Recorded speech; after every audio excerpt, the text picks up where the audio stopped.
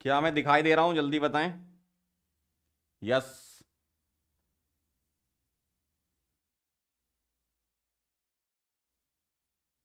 क्या मैं आप लोगों को दिखाई दे रहा हूं?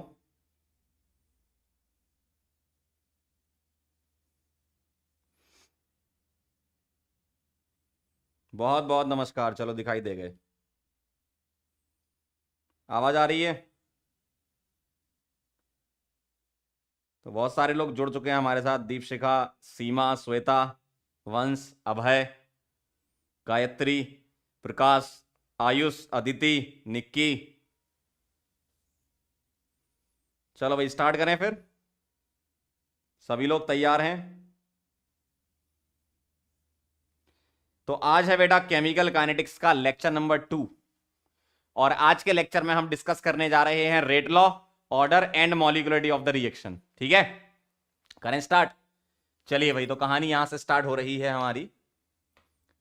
Rate law, order and molecularity of the reaction, ये हमारा गोल है आज का।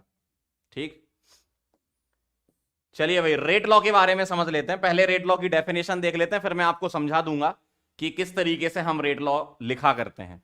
ठीक, तो रेट लॉ की डेफिनेशन को अपन एक बार पढ़ लें। ठीक है, क्या कह रहे हैं? The rate of reaction is directly proportional to the product of concentration. Concentration को यहां पर एक वर्ड यूज करते हैं, एक्टिव मासेस, है ना, of reactants to the sum power. Sum power मतलब कुछ पावर होगी, स्टोइकोमेट्रिक कोएफिशिएंट के बराबर हो भी सकती है, नहीं भी हो सकती है। क्या लिखा है? विच मे और may not be equal to respective stoichiometric coefficient. ये रेट लॉ की डेफिनेशन है। क्या कह रहे हैं, एक बार फिर से आप पढ़ें। जो रेट ऑफ रिएक्शन है, वो जो रिएक्टेंट है ना, उसकी कॉन्सेंट्रेशन का प्रोडक्ट कर दो और कुछ पावर अपनी तरफ से लगा दो। कुछ पावर अपनी तरफ से लगा दो। आपको वो पता नहीं होगी कि क्या पावर है, वो आप एक्सपेरिमेंट करने के बाद निकालते हो कि क्या पावर होगी। ठीक है, क्लियर है एकदम? अभी पूरी पूरी क्लैरिटी नहीं आ रही होगी कि सर रेट लॉ थोड़ा थोड़ा हमको मैच करता हुआ दिख रहा है लॉ ऑफ मास एक्शन से, क्लास 11th में पढ़ा था जो आपने, है ना। लॉ ऑफ मास एक्शन से थोड़ा थोड़ा मैच करता हुआ दिख रहा है। लॉ ऑफ मास एक्शन में क्या हुआ करता था, जब तुम रेट लिखा करते थे तो कॉन्सेंट्रेशन की जो पावर होती थी ना, वो स्टोइकोमेट्रिक कोएफिशिएंट के बराबर होती थी। यहां पर स्टोइकोमेट्रिक कोएफिशिएंट के बराबर हो भी सकती है, नहीं भी हो सकती, वो आपको एक्सपेरिमेंट के थ्रू पता चलेगा। वो मैं आपको बताऊंगा कैसे निकालना है। ठीक है, वो मैं आपको बताऊंगा कैसे निकालना है। पहले आप डेफिनेशन को एक बार फिर से रीड करें। क्या कह रहे हैं? द रेट ऑफ रिएक्शन, जो कोई भी रिएक्शन दे रखी होगी आपको, उसकी रेट तुम्हें लिखना है। वो क्या है, पढ़ें जरा। The rate of reaction is directly proportional to the product of the concentration, मतलब कॉन्सेंट्रेशन का प्रोडक्ट करना है। ये वो रिएक्टेंट और प्रोडक्ट वाला प्रोडक्ट नहीं है, ये प्रोडक्ट मतलब मल्टीप्लीकेशन वाला प्रोडक्ट है ना। तो रिएक्टेंट की कॉन्सेंट्रेशन को मल्टीप्लाई कर दो और अपनी तरफ से कुछ पावर लगा दो। ठीक, अब वो पावर स्टोइकोमेट्रिक कोएफिशिएंट के बराबर हो भी सकती है, नहीं भी हो सकती है। सर एक रिएक्शन के लिए लिख के बता दो तो हमें समझ में आ जाएगा। सर एक रिएक्शन के लिए लिख के बता दो। आओ जरा एक रिएक्शन के लिए लिखते हैं। मान लीजिए मेरे पास कोई केमिकल रिएक्शन दे रखी है A प्लस बी। समझना आप जरा बात को। A प्लस बी से बन रहे हैं प्रोडक्ट्स। A प्लस बी से यहां पर नंबर ऑफ प्रोडक्ट्स बन रहे हैं, तो मैं ऐसे लिख देता हूं। अब जरा ध्यान दीजिएगा, मुझे इसका रेट लॉ लिखना है, तो रेट लॉ कैसे लिखूंगा? R is directly proportional to, देखना, R is directly proportional to concentration of the product, concentration of the reactant, इसका प्रोडक्ट करना है, मतलब कॉन्सेंट्रेशन ऑफ द रिएक्टेंट का मल्टीप्लीकेशन करना है। तो एक ही कॉन्सेंट्रेशन को ऐसे लिखते हैं। याद करो, मैंने आपको बताया था बड़े ब्रैकेट में लिखने का मतलब होता है, क्या लिखा तुमने? कॉन्सेंट्रेशन लिखा है। इसको क्या बोलते हैं? कॉन्सेंट्रेशन। और कॉन्सेंट्रेशन को इसमें एक्टिव मास भी बोला जाता है। एक्टिव मास का मतलब मास नहीं होता। एक्टिव मास जो होता है वो मास नहीं होता, वो कॉन्सेंट्रेशन ही होती है। ठीक है, तो एक्टिव मास क्या है? नॉट मास बट कॉन्सेंट्रेशन है ये। ठीक है, तो नाम बोला गया है active mass. Sir active mass नाम क्यों रखा गया?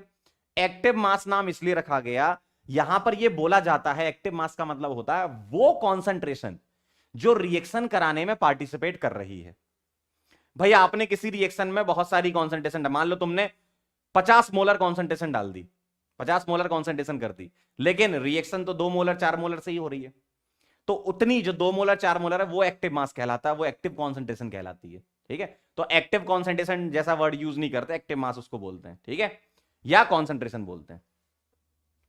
तो एक्टिव मास मतलब वो कॉन्सेंट्रेशन जो रिएक्शन में पार्टिसिपेट हो रही है, रिएक्शन कराने में यूज हो रही है। तो क्या बोला, rate is directly proportional to concentration of A into concentration of B. इसकी कुछ पावर लगा दो। देखो यहां देखने में क्या लग रहा है, इसका कॉफिशिएंट 1 है, इसका कॉफिशिएंट 1 है, तो सर पावर 1 1 आनी चाहिए।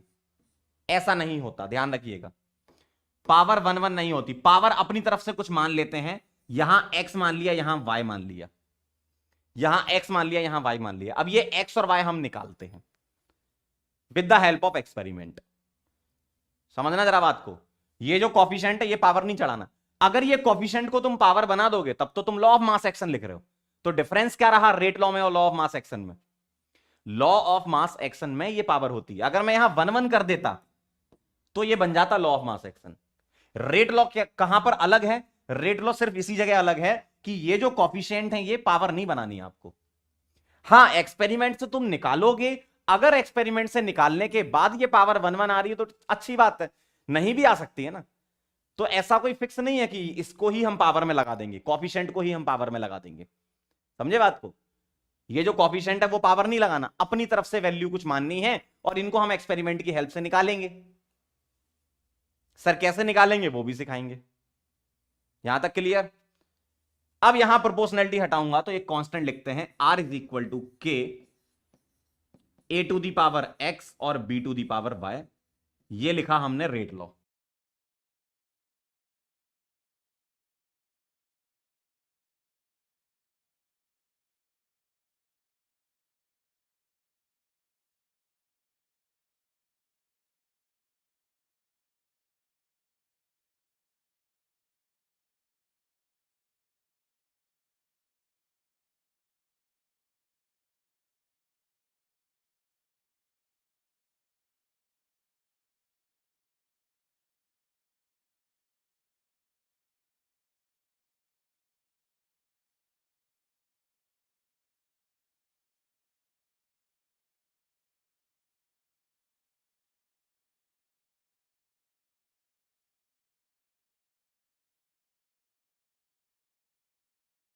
चलो दिखाई दे रहा हूं क्या मैं?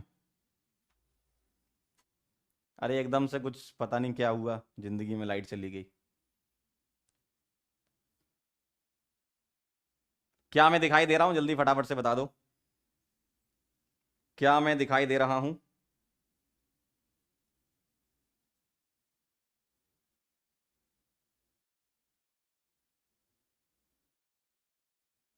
जल्दी से बता दीजिए, क्या मैं दिखाई दे रहा हूं बेटे? आवाज आ रही है? आवाज आ रही है? आवाज स्टार्ट करें? चलो भाई इधर ध्यान देना। तो मैं ये कह रहा था कि मैं यहां पर प्रोपोर्शनैलिटी हटाऊंगा तो एक कांस्टेंट ला रहा हूं k A to the power x और B to the power y. ठीक है, यहां पर आर क्या बोला मैंने? Rate of reaction. Sir rate of reaction तो आपने लास्ट टर्न पे भी सिखाई थी, अब भी सिखा रहे हो। लास्ट टर्न पे मैंने जो रेट सिखाई थी वो कौन सी रेट थी? एवरेज रेट लिखते हो या इंस्टेंटेनियस रेट लिखते हो? वो भी रेट है, वो भी रेट है, और ये भी रेट है। मतलब रेट तुम दो तरीके से सीखते हो इस चैप्टर में। एवरेज रेट इंस्टेंटेनियस रेट वाला तो लास्ट टाइम पे कवर कर ही लिया था हमने। एक ये वाली रेट है, ये कौन सी रेट है? रेट लॉस से रेट है। ठीक है, तो रेट दो तरीके से लिखते, दोनों सेम ही है, दोनों चीजें सेम है। रेट को दो तरीके से डिफाइन करते हैं। के क्या है यहां पर? के होता है रेट कांस्टेंट। के क्या है? रेट कांस्टेंट, और वेलोसिटी कांस्टेंट भी बोलते हैं इसको। रेट कांस्टेंट या वेलोसिटी कांस्टेंट इसका नाम है के। और ए और बी क्या है? ये है कॉन्सेंट्रेशन या एक्टिव मास ऑफ ए, और बी क्या है? Concentration of B. सर ये एक्स और वाई क्या है? एक्स और वाई जो होते हैं ना, एक्स होता है order with respect to A के रेस्पेक्ट में ऑर्डर, और वाई होता है order with respect to B, और इन दोनों को सम कर दो x प्लस वाई, तो इसको हम कुछ अपनी तरफ से मान लेते हैं। मान लीजिए मैंने स्मॉल n लिख दिया, तो स्मॉल n जो होता है वो होता है overall order of the reaction, overall order of the reaction. अब आप बोलोगे सर ऑर्डर क्यों बोला, इसको तो पावर बोल देते तो ज्यादा बेटर रहता। यस, मैं भी इस बात पे विश्वास रखता हूं, पावर बोल देना चाहिए था, लेकिन साइंटिस्ट लोगों ने इसको ऑर्डर बोला है, तो हम भी ऑर्डर बोलेंगे। सर ये ऑर्डर क्या होता है? ऑर्डर का मतलब होता है कि रिएक्शन कितना सेंसिटिव है, इस पावर को चेंज कर दें या इस ऑर्डर को चेंज कर दें। जैसे एक्स और वाई को मैं चेंज कर दूं, मान लो मैंने सपोज वाई वाला टर्म अभी थोड़ी देर के लिए हटा रहा हूं, ये हटा दिया मैंने, एक्स को अगर मैं 2 कर दूं, तो आप ये बोलोगे कि सर एक ही कॉन्सेंट्रेशन की पावर 2 आ गई। अगर मैं एक ही कॉन्सेंट्रेशन को डबल कर दूंगा तो रेट 4 टाइम्स हो जाएगी, क्यों? ऊपर स्क्वायर बना हुआ है ना। अगर मैं x को 3 कर दूं, y वाला 0 कर दूं, तो आप बोलोगे सर a को डबल कर देंगे तो रेट 8 टाइम्स हो जाएगी, क्यों? पावर यहां 3 लगी हुई है। तो इसका मतलब है कि रेट कितना सेंसिटिव है, इस पावर को या इस ऑर्डर को चेंज कर दें तो। सही बात है, रेट कितना सेंसिटिव है, इस पावर या ऑर्डर को चेंज कर दें तो इसका नाम एक्चुअल में पावर होना चाहिए था, लेकिन साइंटिस्ट लोगों ने ऑर्डर बोला तो हम भी ऑर्डर बोलेंगे। ठीक है, तो ऑर्डर एक्चुअल में क्या होती है? पावर होती है। सर ये पावर हम निकालेंगे कैसे? सर ये एक्स और वाई हम निकालेंगे कैसे? बेटा ये एक्सपेरिमेंट की हेल्प से निकलते हैं, एक्सपेरिमेंट करवाया जाता है, उसकी हेल्प से ये निकलते हैं। सर ये एक्सपेरिमेंट कैसे कराओगे? अभी हम कराएंगे। ठीक है, अभी हम एक्सपेरिमेंट कराएंगे। तो ये पूरी की पूरी बात एक बार फिर समझ लो, फिर आराम से इसको नोट कर लेना। ठीक है, तो आज का टॉपिक हमने स्टार्ट किया था रेट लॉ से। रेट लॉ क्या होता है? रेट लॉ में हम किसी केमिकल रिएक्शन के लिए लिखते हैं, रिएक्टेंट की कॉन्सेंट्रेशन को मल्टीप्लाई कर दो और उसकी पावर अपने हिसाब से कुछ मान लो, उस पावर का नाम होता है ऑर्डर। ठीक है, ऑर्डर क्या होता है? कितनी सेंसिटिव है रेट उस ऑर्डर को चेंज करने पर। ठीक है, अब मैंने यहां पर रेट लॉ जब लिखा तो प्रोपोर्शनैलिटी में लिखते हैं हम, तो जब प्रोपोर्शनैलिटी हटाओगे तो एक कांस्टेंट आ जाएगा। अब यहां पर ये सारे टर्म क्या क्या है? आर होता है रेट ऑफ रिएक्शन, पहले भी तुम सीख चुके हो लास्ट टर्न पे, आज भी सीख रहे हो। लास्ट टर्न वाली रेट ये वाली रेट सेम है, बस लिखने का तरीका अलग अलग है। रेट वहां पर लिखते थे डेल्टा या डी के फॉर्म में, डेल्टा के फॉर्म में एवरेज, डी के फॉर्म में इंस्टेंटेनियस। यहां हम रेट लॉ लिख रहे हैं कॉन्सेंट्रेशन के फॉर्म में। कैसे? रिएक्टेंट की कॉन्सेंट्रेशन के फॉर्म में। प्रोपोर्शनैलिटी हटाया, के आया। के क्या होता है? रेट कांस्टेंट या वेलोसिटी कांस्टेंट इसको बोलते हैं। ठीक है, या एक और नाम होता है इसका, इसका एक नाम और होता है, एक और लिख लो, और specific reaction rate. Specific reaction rate, ध्यान रखना बेटा, साइंस में कभी भी तुम स्पेसिफिक वर्ड यूज करते हो, स्पेसिफिक मतलब यूनिटी होता है। मतलब अगर मैं ए की कॉन्सेंट्रेशन को 1 और बी की कॉन्सेंट्रेशन को 1 रख दूं, तो आर किसके बराबर हो जाएगा? के बराबर। तो के एक तरीके से रेट ही हो जाएगी, लेकिन कब? जब तुम दोनों की कॉन्सेंट्रेशन को 1 1 रख दोगे। और कॉन्सेंट्रेशन 1 1 रखने का मतलब ही होता है कि तुम स्पेसिफिक वर्ड यूज कर रहे हो। ठीक है, तो ये ध्यान रखिएगा, इसको स्पेसिफिक रिएक्शन रेट नाम भी बोला जाता है। सर ए में जो ब्रैकेट लगाया वो क्या है? कॉन्सेंट्रेशन। बी में जो ब्रैकेट लगाया वो क्या है? कॉन्सेंट्रेशन। और इन कॉन्सेंट्रेशन को हम एक्टिव मास के फॉर्म में बोलते हैं। साइंटिस्ट लोगों ने बोला एक्टिव मास, क्यों? क्योंकि वो कॉन्सेंट्रेशन जो रिएक्शन में पार्टिसिपेट करती है रिएक्शन कराने के लिए। ठीक है, और ये एक्स और वाई क्या है? ऑर्डर, या इनको पावर तुम बोल सकते हो, लेकिन हम वर्ड यूज ऑर्डर ही करेंगे।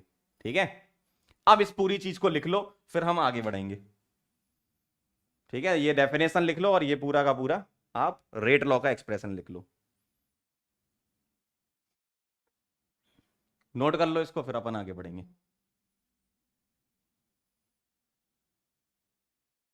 अभी मैं आपको सारी चीजें बताऊंगा, क्या क्या गिवन रहता है, क्या क्या निकालना होता है। पहले बेसिक रेट लॉ समझ लो कि रेट लॉ होता क्या है। एक बच्चा पूछ रहा है सर के दिया होगा क्या? के दिया भी जा सकता है और निकलवा भी लेते हैं, वो तुम्हें क्वेश्चन से ही तो समझ में आएगा। जब मैं तुम्हें क्वेश्चन सॉल्व करके दिखाऊंगा ना, तभी तुम समझ पाओगे कि हाँ हमें इस तरीके से अप्लाई करना है। लिख लो तो बता देना। के को बेटा रेट कांस्टेंट, वेलोसिटी कांस्टेंट या स्पेसिफिक रिएक्शन रेट बोलते हैं। स्पेसिफिक वर्ड यूज करते हैं हम यूनिटी के लिए। जब रिएक्टेंट की कॉन्सेंट्रेशन को तुम 1 1 पुट कर दोगे उस टाइम पर R इज इक्वल टू के आ जाता है मैथमेटिकली। इसका मतलब R के बराबर हो जाता है, मतलब रेट के बराबर ही हो गया एक तरीके से के। डन, ठीक है। एन बेटा अपनी तरफ से मान लिया, तुम पी मान लो, क्यू मान लो, आर मान लो, एस मान लो, टी मान लो, जेड मान लो, जो तुम्हारी इच्छा हो। हमने तो इसको एन मान लिया, मतलब पावर का अगर सम कर दें तो उसको हम बोलते हैं overall order of the reaction.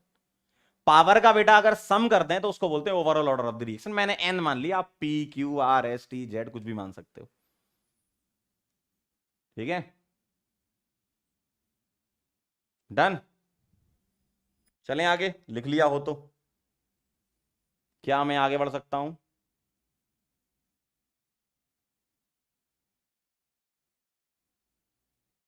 जल्दी से चैट बॉक्स में लिख दो, क्या मैं आगे बढ़ सकता हूं, तो मैं आगे बढ़ जाऊंगा।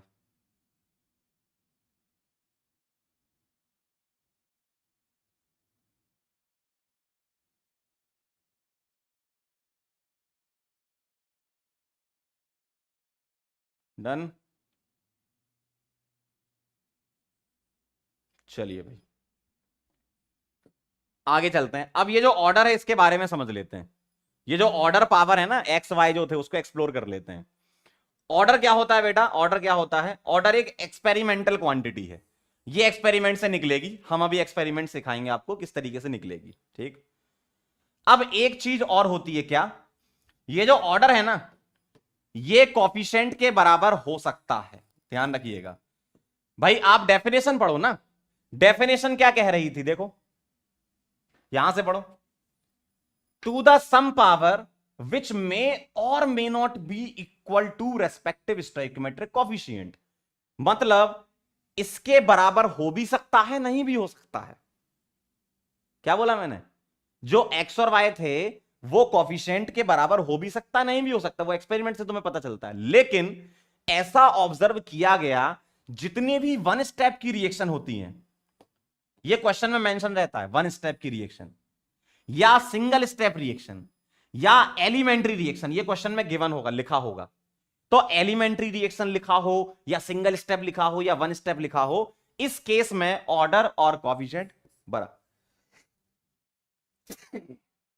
ऑर्डर और कॉफिशिएंट बराबर होते हैं, सॉरी। मतलब अगर मान लो मेरे पास कोई रिएक्शन लिखी है alpha A plus beta B, समझना, और इससे बन रहा है gamma C plus delta D, ठीक है, और ऐसा लिखा हुआ है for elementary reaction, for elementary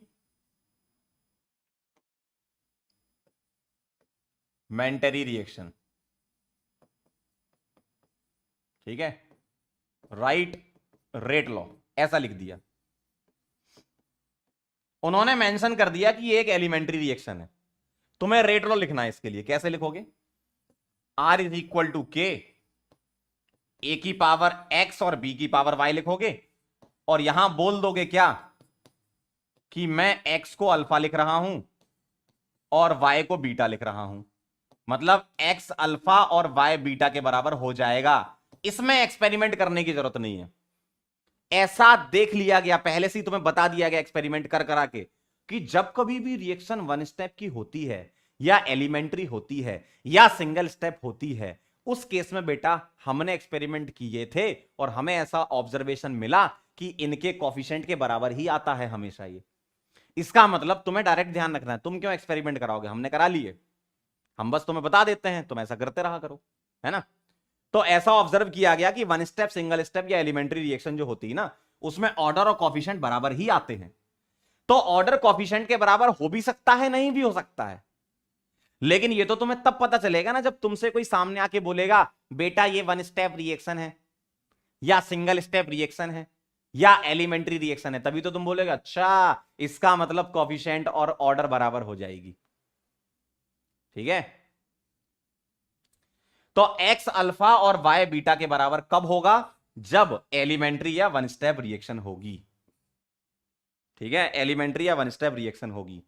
और बहुत सारे एक्सपेरिमेंट करा के ये देखा गया कि ऑर्डर पॉजिटिव भी आ रही है, ऑर्डर नेगेटिव भी आ रही है, ऑर्डर जीरो भी आ रही है, ऑर्डर फ्रैक्शनल भी आ रही है। भाई पावर है ना, ऑर्डर तो पावर है, पावर तो कुछ भी हो सकती है भाई, जीरो भी हो सकती है पावर, नेगेटिव में भी हो सकती है पावर, पॉजिटिव में भी हो सकती है, फ्रैक्शन में भी हो सकती है, वो तो पावर है ना, वो तो तुम्हें एक्सपेरिमेंट से पता चलेगा।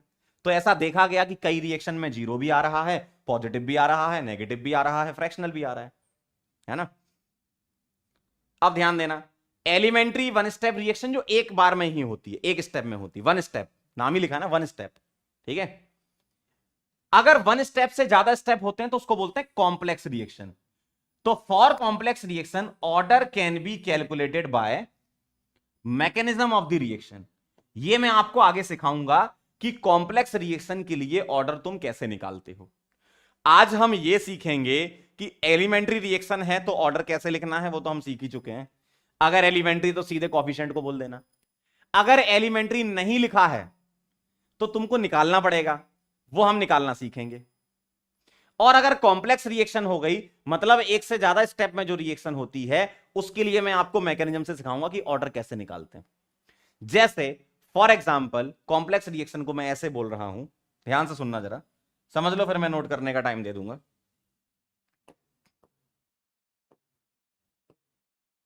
समझ लो, फिर मैं नोट करने का टाइम आपको दे दूंगा।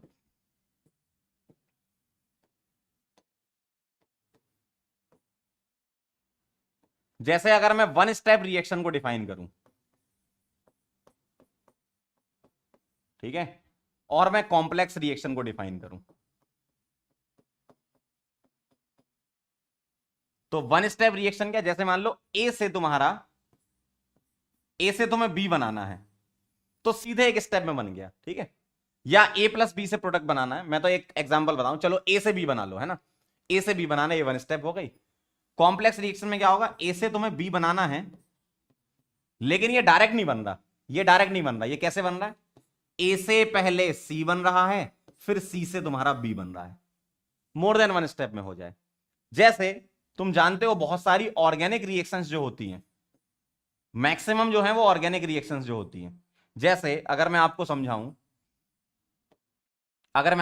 मान लो अल्कीन है, ठीक है, एक एग्जांपल ले रहा हूं, HCl से रिएक्शन कराओगे तो पहले कार्बोकेटाइन बनेगा, फिर कार्बोकेटाइन के बाद यहां पर क्लोरीन लगेगा, ठीक है। अभी तुम्हें रिएक्शन नहीं समझनी, रिएक्शन का टाइप समझना है कि हो क्या रहा है। तो मैं बोल देता हूं कि भैया ए से पहले क्या बन रहा है, सी बन रहा है, और फिर बी बन रहा है ना, डायरेक्ट नहीं बन रहा, पहले बीच में कहीं ना कहीं इंटरमीडिएट बन रहा है, ठीक। अगर मैं मान लो इसकी रिएक्शन इससे करा दूं, एक रिएक्शन होती है Hg2 प्लस वाटर, तो यहां डायरेक्ट वन स्टेप में ये बन जाता है, बस ऐसे ही समझा रहा हूं, है ना। तो ये वन स्टेप रिएक्शन हो गई, ये मल्टी स्टेप रिएक्शन हो गई, है ना। तो वन स्टेप रिएक्शन क्या होती है, जो एक बार में होती है। मल्टी स्टेप क्या होती है, जो एक से ज्यादा बार में होती है, ठीक है। तो ये ध्यान रखना, समझ गए, ये नोट नहीं करना, बस ये समझा रहा था। वन स्टेप मतलब जो एक बार में होती है, मल्टी स्टेप मतलब जो एक से ज्यादा बार में होती है, जिसको हम कॉम्प्लेक्स बोलते हैं, ठीक है। बात समझ में आई। एलिमेंट्री रिएक्शन लिखा हो या वन स्टेप लिखा हो या सिंगल स्टेप लिखा हो, वो एक बार में ही होती है, मतलब रिएक्टेंट से सीधा प्रोडक्ट बनता है। एक से ज्यादा बार स्टेप लग रहे हो, जैसे मान लो रिएक्शन से प्रोडक्ट बनाना, लेकिन बीच में कई सारे इंटरमीडिएट बन रहे हैं, तो वो कॉम्प्लेक्स रिएक्शन होती है। ऐसा नहीं कि इनऑर्गेनिक रिएक्शन कॉम्प्लेक्स नहीं होती, होती है, लेकिन maximum organic reaction complex reaction की कैटेगरी में आती है, जिसमें हम पूरी मैकेनिज्म डिस्कस करते हैं। तो इस डिस्कशन को हम आगे करेंगे आने वाले लेक्चर्स में, कि कॉम्प्लेक्स रिएक्शन के लिए ऑर्डर को अलग से हम डिस्क्राइब करेंगे, ठीक है। तो अभी क्या करना है, आपको ये नोट करना है। और अभी समझने वाली चीज क्या है, elementary reaction, sorry experimental quantity है, एलिमेंट्री के लिए ऑर्डर कोएफिशिएंट बराबर है। ऐसा देखा गया एक्सपेरिमेंट के थ्रू कि ऑर्डर पॉजिटिव भी आता है, नेगेटिव भी आता है, जीरो भी आता है, फ्रैक्शनल भी आता है। और कॉम्प्लेक्स रिएक्शन के लिए ऑर्डर को हम मैकेनिज्म से निकालते हैं। सर कैसे निकालते हैं आज नहीं बताएंगे, आने वाले लेक्चर में बताएंगे, ठीक है। तो पहले आप इसको नोट कर लो, फिर हम आगे बढ़ेंगे। लिख लीजिए।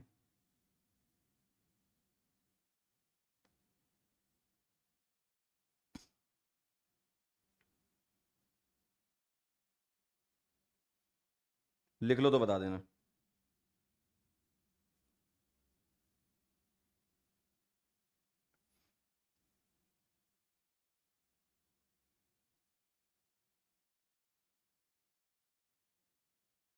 समझ गए बात को।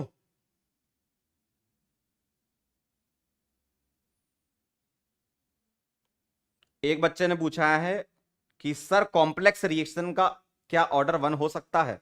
बिल्कुल हो सकता है भाई। कॉम्प्लेक्स रिएक्शन में ऐसा आ सकता है, आगे हम देखेंगे कि मान लो दो रिएक्टेंट हैं, ए की पावर 1/2 आ रहा है, बी की पावर 1/2 आ रहा है, दोनों को ऐड कर दोगे तो ओवरऑल ऑर्डर 1 आ जाएगा। आ सकता है। इंडिविजुअल 1 1 भी आ सकता है, मान लो ए की पावर 1 आ जाए, बी की पावर 1 आ जाए, लेकिन ओवरऑल 2 होगा। तो पॉसिबल है, बिल्कुल पॉसिबल है कॉम्प्लेक्स रिएक्शन का ऑर्डर 1।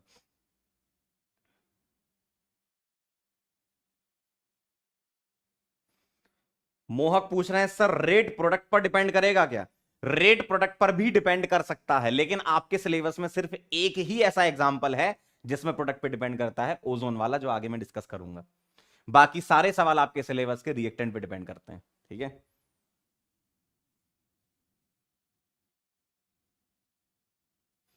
एक कह रहा है जीरो कैसे पॉसिबल है? क्यों पॉसिबल नहीं है भाई? ऑर्डर तो पावर है ना, मान लो डिपेंड ही नहीं कर रहा, कॉन्सेंट्रेशन चेंज करने से रेट चेंज हो ही नहीं रही है, लो हो गया जीरो ऑर्डर। कॉन्सेंट्रेशन तुमने बदली, रेट चेंज हो ही नहीं रही है। सर तुम्हें कैसे पता चला? अरे हमको पता चला एक्सपेरिमेंट से, ऐसा होता है, एक्सपेरिमेंट करने पर देखा गया। ठीक है सर, कॉम्प्लेक्स एक बार रिपीट कर दो। देखो, कॉम्प्लेक्स रिएक्शन मतलब जो एक से ज्यादा स्टेप में होती है। अरे यार बहुत सारे एग्जांपल तुमने पढ़े हैं क्लास 11th में, ऑर्गेनिक केमिस्ट्री में कितनी सारी रिएक्शन तुमने पढ़ी है, याद करो। अल्कीन की, अल्काइन की, अल्केन की, कितनी सारी रिएक्शन पढ़ी है। मान लो अल्केन का हेलोजनेशन ही कराना है तो बीच में तुम फ्री रेडिकल बनाया करते थे, फिर वो आगे बढ़ते थे तो प्रोडक्ट बनता था, है ना? कई सारी रिएक्शन तुमने पढ़ी है, जिसको तुम मैकेनिज्म का नाम दिया करते थे। एक कह रहा सर अगर 3 रिएक्टेंट हो तो कोई दिक्कत नहीं, कितने भी 100 रिएक्टेंट हो होने दो, कितने भी रिएक्टेंट, उससे तो मतलब नहीं है। तुम्हें तो बस रिएक्टेंट का पावर निकालना है। वो कैसे निकालते हैं? एक्सपेरिमेंट के थ्रू। और एलिमेंट्री अगर लिखा है तो सीधा कॉफिशिएंट बोल देना, कोई दिक्कत नहीं है। 3 रिएक्टेंट हो, 4 हो, 5 हो, 10 हो, आगे बढ़ना हो तो बता देना। बेटा एक्सपेरिमेंटल क्वांटिटी का मतलब है हम एक्सपेरिमेंट्स करवाते हैं। भाई आपने मान लो कोई रिएक्शन कराई, सपोज तुमने रिएक्शन कराई N2 + O2 और उससे 2NO बन रहा है, ठीक है?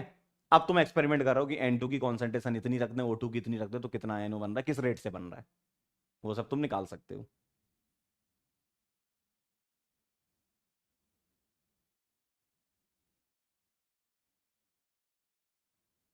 डन। एक बच्चा कह रहा है ऊपर का दिख नहीं रहा, तो इसको थोड़ा नीचे कर लेते हैं, यहां लिख देते हैं for elementary reaction.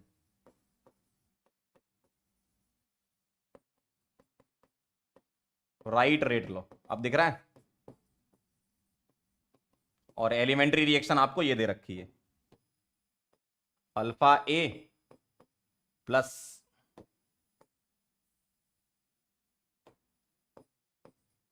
Beta B gamma C plus delta D. ठीक है, अब दिख रहा है। चलें आगे बढ़े।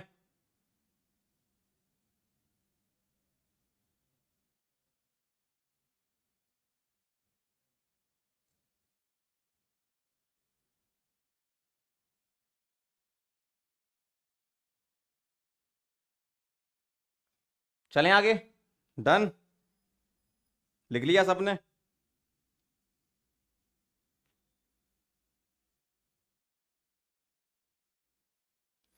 एक कह रहा सर नेगेटिव कैसे होगा? हो सकता है नेगेटिव भाई, पावर नेगेटिव नहीं हो सकती क्या?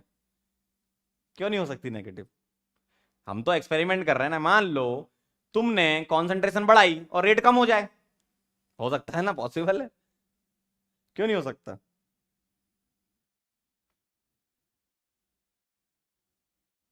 चलो बहुत बढ़िया, वेरी नाइस, डन। अब हम के की यूनिट लिख लेते हैं, आइए जरा समझते हैं, फिर आपके डाउट्स ले लेंगे। के की यूनिट कैसे लिखेंगे? आर का एक्सप्रेशन क्या लिखा था? के A⁴ x और B⁴ y, यही लिखा था तुमने रेट लॉ। अब मुझे बताओ रेट की यूनिट क्या होती है? रेट की मोलर टाइम इनवर्स, टाइम को मैं सेकंड में ले लेता हूं, molar second inverse is equal to unit of k. ये क्या है? कॉन्सेंट्रेशन, मोलर में लिख लो इसकी पावर x। बी क्या है? कॉन्सेंट्रेशन, मोलर में लिख लो इसकी पावर y। सही बात है।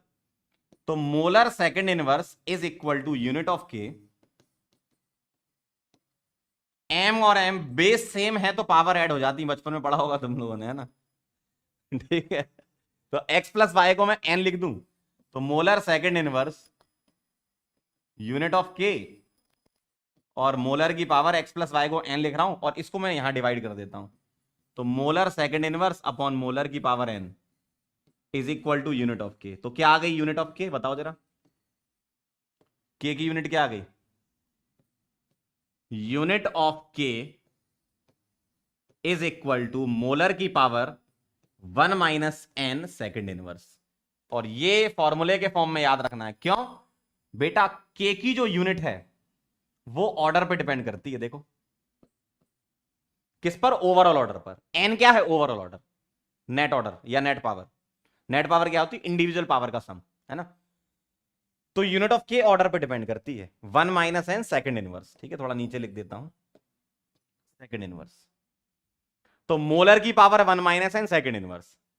ठीक है, क्लियर है एकदम? तो ये ध्यान रखें, रेट ऑफ रिएक्शन की जो यूनिट है वो फिक्स रहती है। यस, रेट ऑफ रिएक्शन की यूनिट फिक्स रहती है। क्या? Molar second inverse. या मान लो कभी गैसियस के फॉर्म में लिखना हो तो एटीएम सेकंड इनवर्स। लेकिन के की यूनिट चेंज होती रहती है। और वो किस बात पर डिपेंड करती है बेटा? वो बात पर डिपेंड करती है ऑर्डर पर, टोटल ऑर्डर या ओवरऑल ऑर्डर। ठीक है, इसको नोट कर लें, फिर आगे बढ़ते हैं। और आप अपने डाउट भी लिख दें जरा चैट बॉक्स में।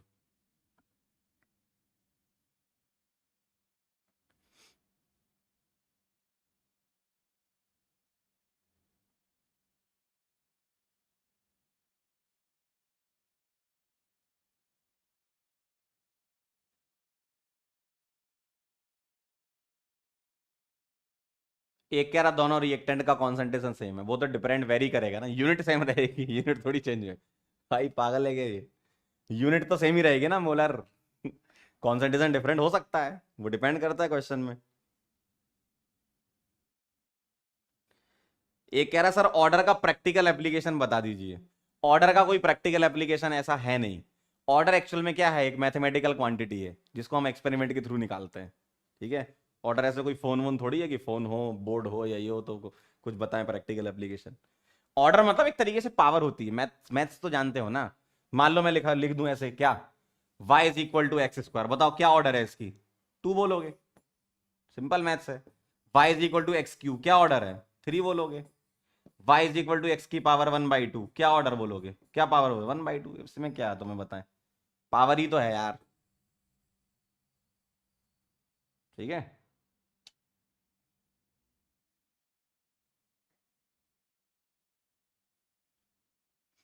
एक कह रहा है सर ए और बी रिएक्टेंट है तो माइनस क्यों नहीं लगाया? बेटा माइनस हम कब लगाते हैं? जब वो पिछले टर्न वाली रेट लिखते हो। और एक्चुअल में वो माइनस हम इसलिए लगाते हैं ताकि ओवरऑल प्लस निकल के आए। तो रेट प्लस ही होती है, यहां माइनस थोड़ी लगाओगे। पागल हो गए हो क्या? रेट को नेगेटिव कर दोगे क्या? वाह यार, नमस्ते। कैसी यार हरकतें कर रहे हो भाई? रेट तो पॉजिटिव ही होगी ना। पीछे हमने माइनस क्यों लगाया था? क्योंकि उसको प्लस बनाना था, चेंज उसका नेगेटिव आ रहा था। अब यहां भी माइनस लगा देंगे क्या? प्लस ही निकालना है ना रेट तो।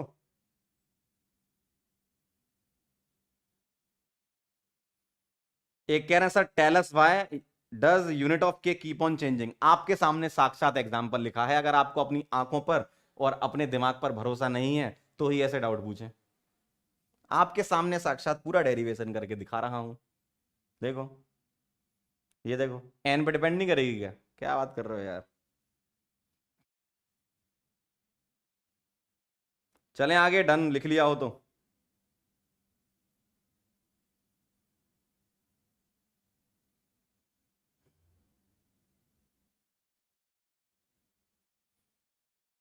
डन है।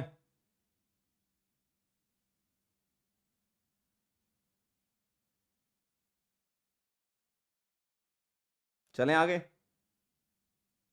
बहुत पगले हैं भाई। थोड़ा अपनी दिमाग पर भरोसा रखो, तुम्हारा ही है, किसी और का नहीं है। चलें आगे। अब हम चलते हैं जरा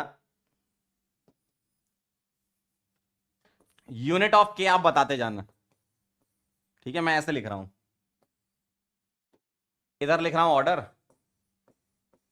ठीक है। आप मुझे फटाफट से चैट बॉक्स में लिखना यूनिट ऑफ के क्या क्या आएगी। चलो, अगर जीरो ऑर्डर रिएक्शन है तो बताओ क्या होगी। फर्स्ट ऑर्डर के लिए बताओ क्या होगी, सेकंड ऑर्डर के लिए बताओ क्या होगी, थर्ड ऑर्डर के लिए बताओ क्या होगी।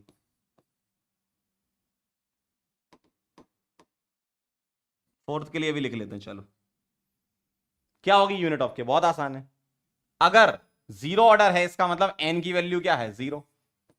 फर्स्ट ऑर्डर मतलब वन, सेकंड ऑर्डर मतलब टू, थर्ड ऑर्डर मतलब थ्री, फोर्थ ऑर्डर मतलब फोर। तो क्या आंसर आ जाएगा, मोलर की पावर वन माइनस एन था, तो one minus zero second inverse, मतलब molar second inverse. First order के लिए लिखो मोलर की power one minus one second inverse, और वन माइनस वन तो जीरो होता है और किसी की पावर जीरो वन हो जाता है, तो सेकेंड इनवर्स, सिंपल सा। अगर मैं यहां टू रख दूं तो मोलर की power one minus two second inverse, मतलब मोलर की power minus one second inverse. अगर मैं थ्री रख दूं तो one minus three second inverse, तो मोलर की power minus two second inverse. अगर फोर रख दूं तो one minus four second inverse, मतलब मोलर की power minus three second inverse. इस तरीके से आप यूनिट ऑफ के हर एक ऑर्डर के लिए बता सकते हो, किसी के लिए भी लिख सकते हो, ठीक है। मान लो हाफ ऑर्डर दे दिया, लो एक और लिख लो। मान लो half order one by two, तो एन क्या हो गया, वन बाई टू, तो मोलर की power one minus one by two second inverse, तो मोलर की power one by two second inverse, ठीक है। इस तरीके से आप निकाल सकते हो, तो किसी भी ऑर्डर के लिए आप लिख सकते हो। चलो भैया, अब आप अपने डाउट लिख दो जरा, अब आप अपने डाउट लिख दीजिए जरा, बताइए।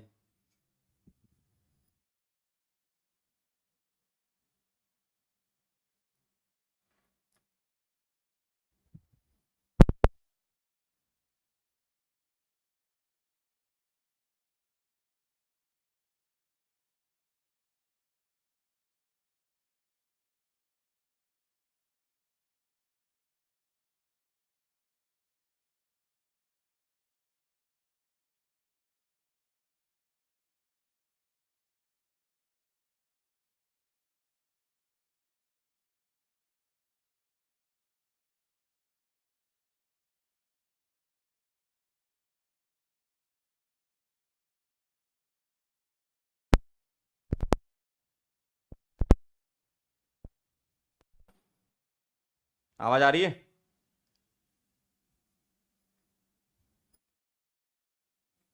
क्या अब आवाज आ रही है बेटा? चेक करो जरा एक बार, क्या अब मेरी आवाज आ रही होगी। तो मैं बस आपसे यही बोल रहा था कि बहुत आसान है यूनिट निकालना के की, एन की वैल्यू पुट करते जाओ, आंसर आता जाएगा, ठीक है। डन है मामला, क्लियर है एकदम।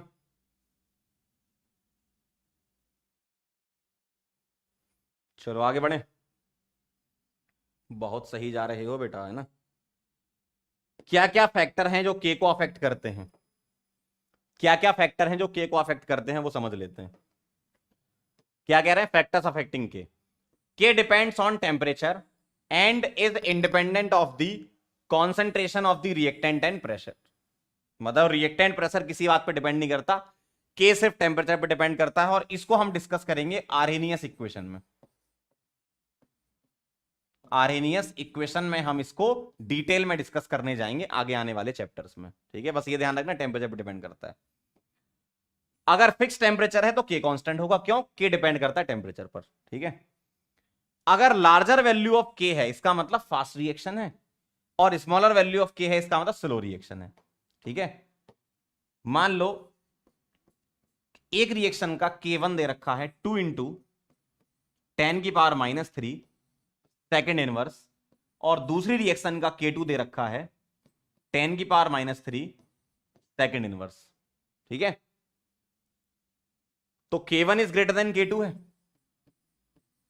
इसका मतलब हम ये बोल सकते हैं कि ये फास्ट रिएक्शन है, मतलब अगर कंपेयर कराएं, ठीक है, तो first reaction is faster than second, ऐसा बोल सकता हूं मैं, है ना। फर्स्ट रिएक्शन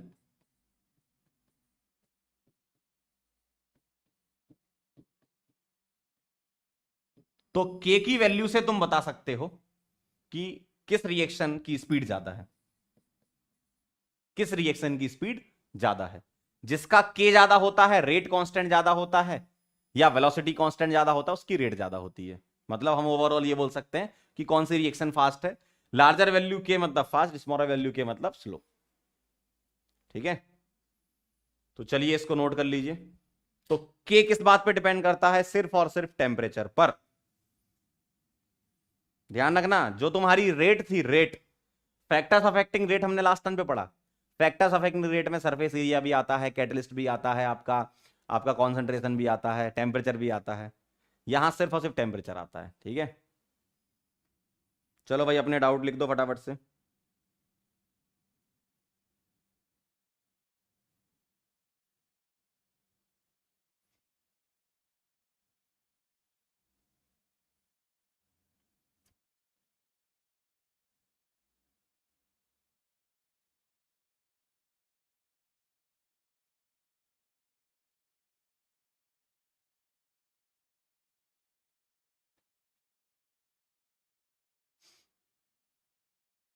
एक कह रहा सर आपने पावर को क्यों ऐड किया यूनिट ऑफ के में? मान ले कि यार तुम थोड़ी सी तो गणित अपनी सही कर लो यार।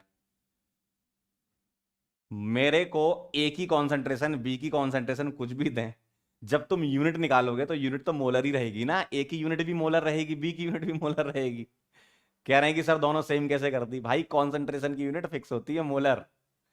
भाई बहुत सही। एक कह रहा सर कांस्टेंट की यूनिट चेंज क्यों? अरे भाई कांस्टेंट तो उसका रेट कांस्टेंट नाम है कि किसी रिएक्शन में वो वैल्यू कांस्टेंट रहेगी, उसकी यूनिट उस रिएक्शन के हिसाब से ही तो आएगी। भाई साहब ऐसा थोड़ी कांस्टेंट लिखा है तो चेंज नहीं हो, तुमने रट लिया है। कांस्टेंट मतलब चेंज नहीं होगा, ये नहीं पता क्या चेंज होगा क्या चेंज नहीं होगा। अरे भाई उसका नाम रेट कांस्टेंट है। ठीक है, इसका मतलब एक पर्टिकुलर रिएक्शन में उसकी वैल्यू कांस्टेंट रहेगी, तो उस पर्टिकुलर रिएक्शन में उसकी यूनिट भी तो फिक्स रहेगी ना। फर्स्ट ऑर्डर है, जीरो ऑर्डर है या सेकंड ऑर्डर है, वो तो रिएक्शन के अकॉर्डिंग वेरी करेगी ना। कि बस एक बार तुमने जिंदगी में लिख लिया कि के की यूनिट यही है और वही रहेगी हर रिएक्शन में, ऐसा थोड़ी हो रहा है यार। पीछे डेरिवेशन किया डिटेल में, थोड़ा ध्यान से देखा करो। गजब यार सार्थक, क्या कर रहे हो?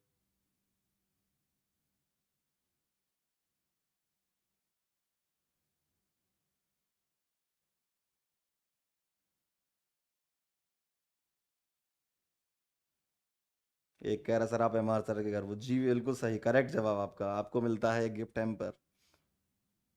चलें आगे बढ़े। एक कह रहा सर के की वैल्यू बता दो। अरे के की वैल्यू हम क्वेश्चन में निकाल लेते हैं, मतलब आपको के की वैल्यू गिवन रहती है या नहीं तो निकालेंगे। अभी थोड़ा रुक तो जाओ, सबर करो।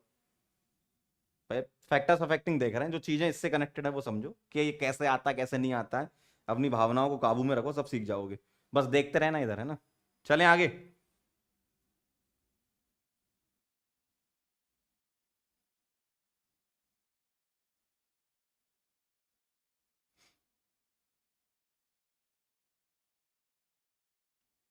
पगला गए भाई लोग, कह रहे हैं के क्या है। बेटा के एक अल्फाबेट है, ए बी सी डी, जब तुम पढ़ते थे बचपन में उसमें के आता था। एक तो क्या है, तुम रिएक्शन के अकॉर्डिंग सोचते हो क्या कि सर रेट के एक्सप्रेशन में के साथ कॉन्सेंट्रेशन भी आ रही है, कॉन्सेंट्रेशन चेंज करने से के चेंज होगा ना। कॉन्सेंट्रेशन चेंज करने से रेट चेंज होगा, के चेंज नहीं होगा। के किस बात पर डिपेंड करता है? वो टेम्परेचर पर डिपेंड करता है। सर कैसे करता है? आरेनियस इक्वेशन में पढ़ेंगे।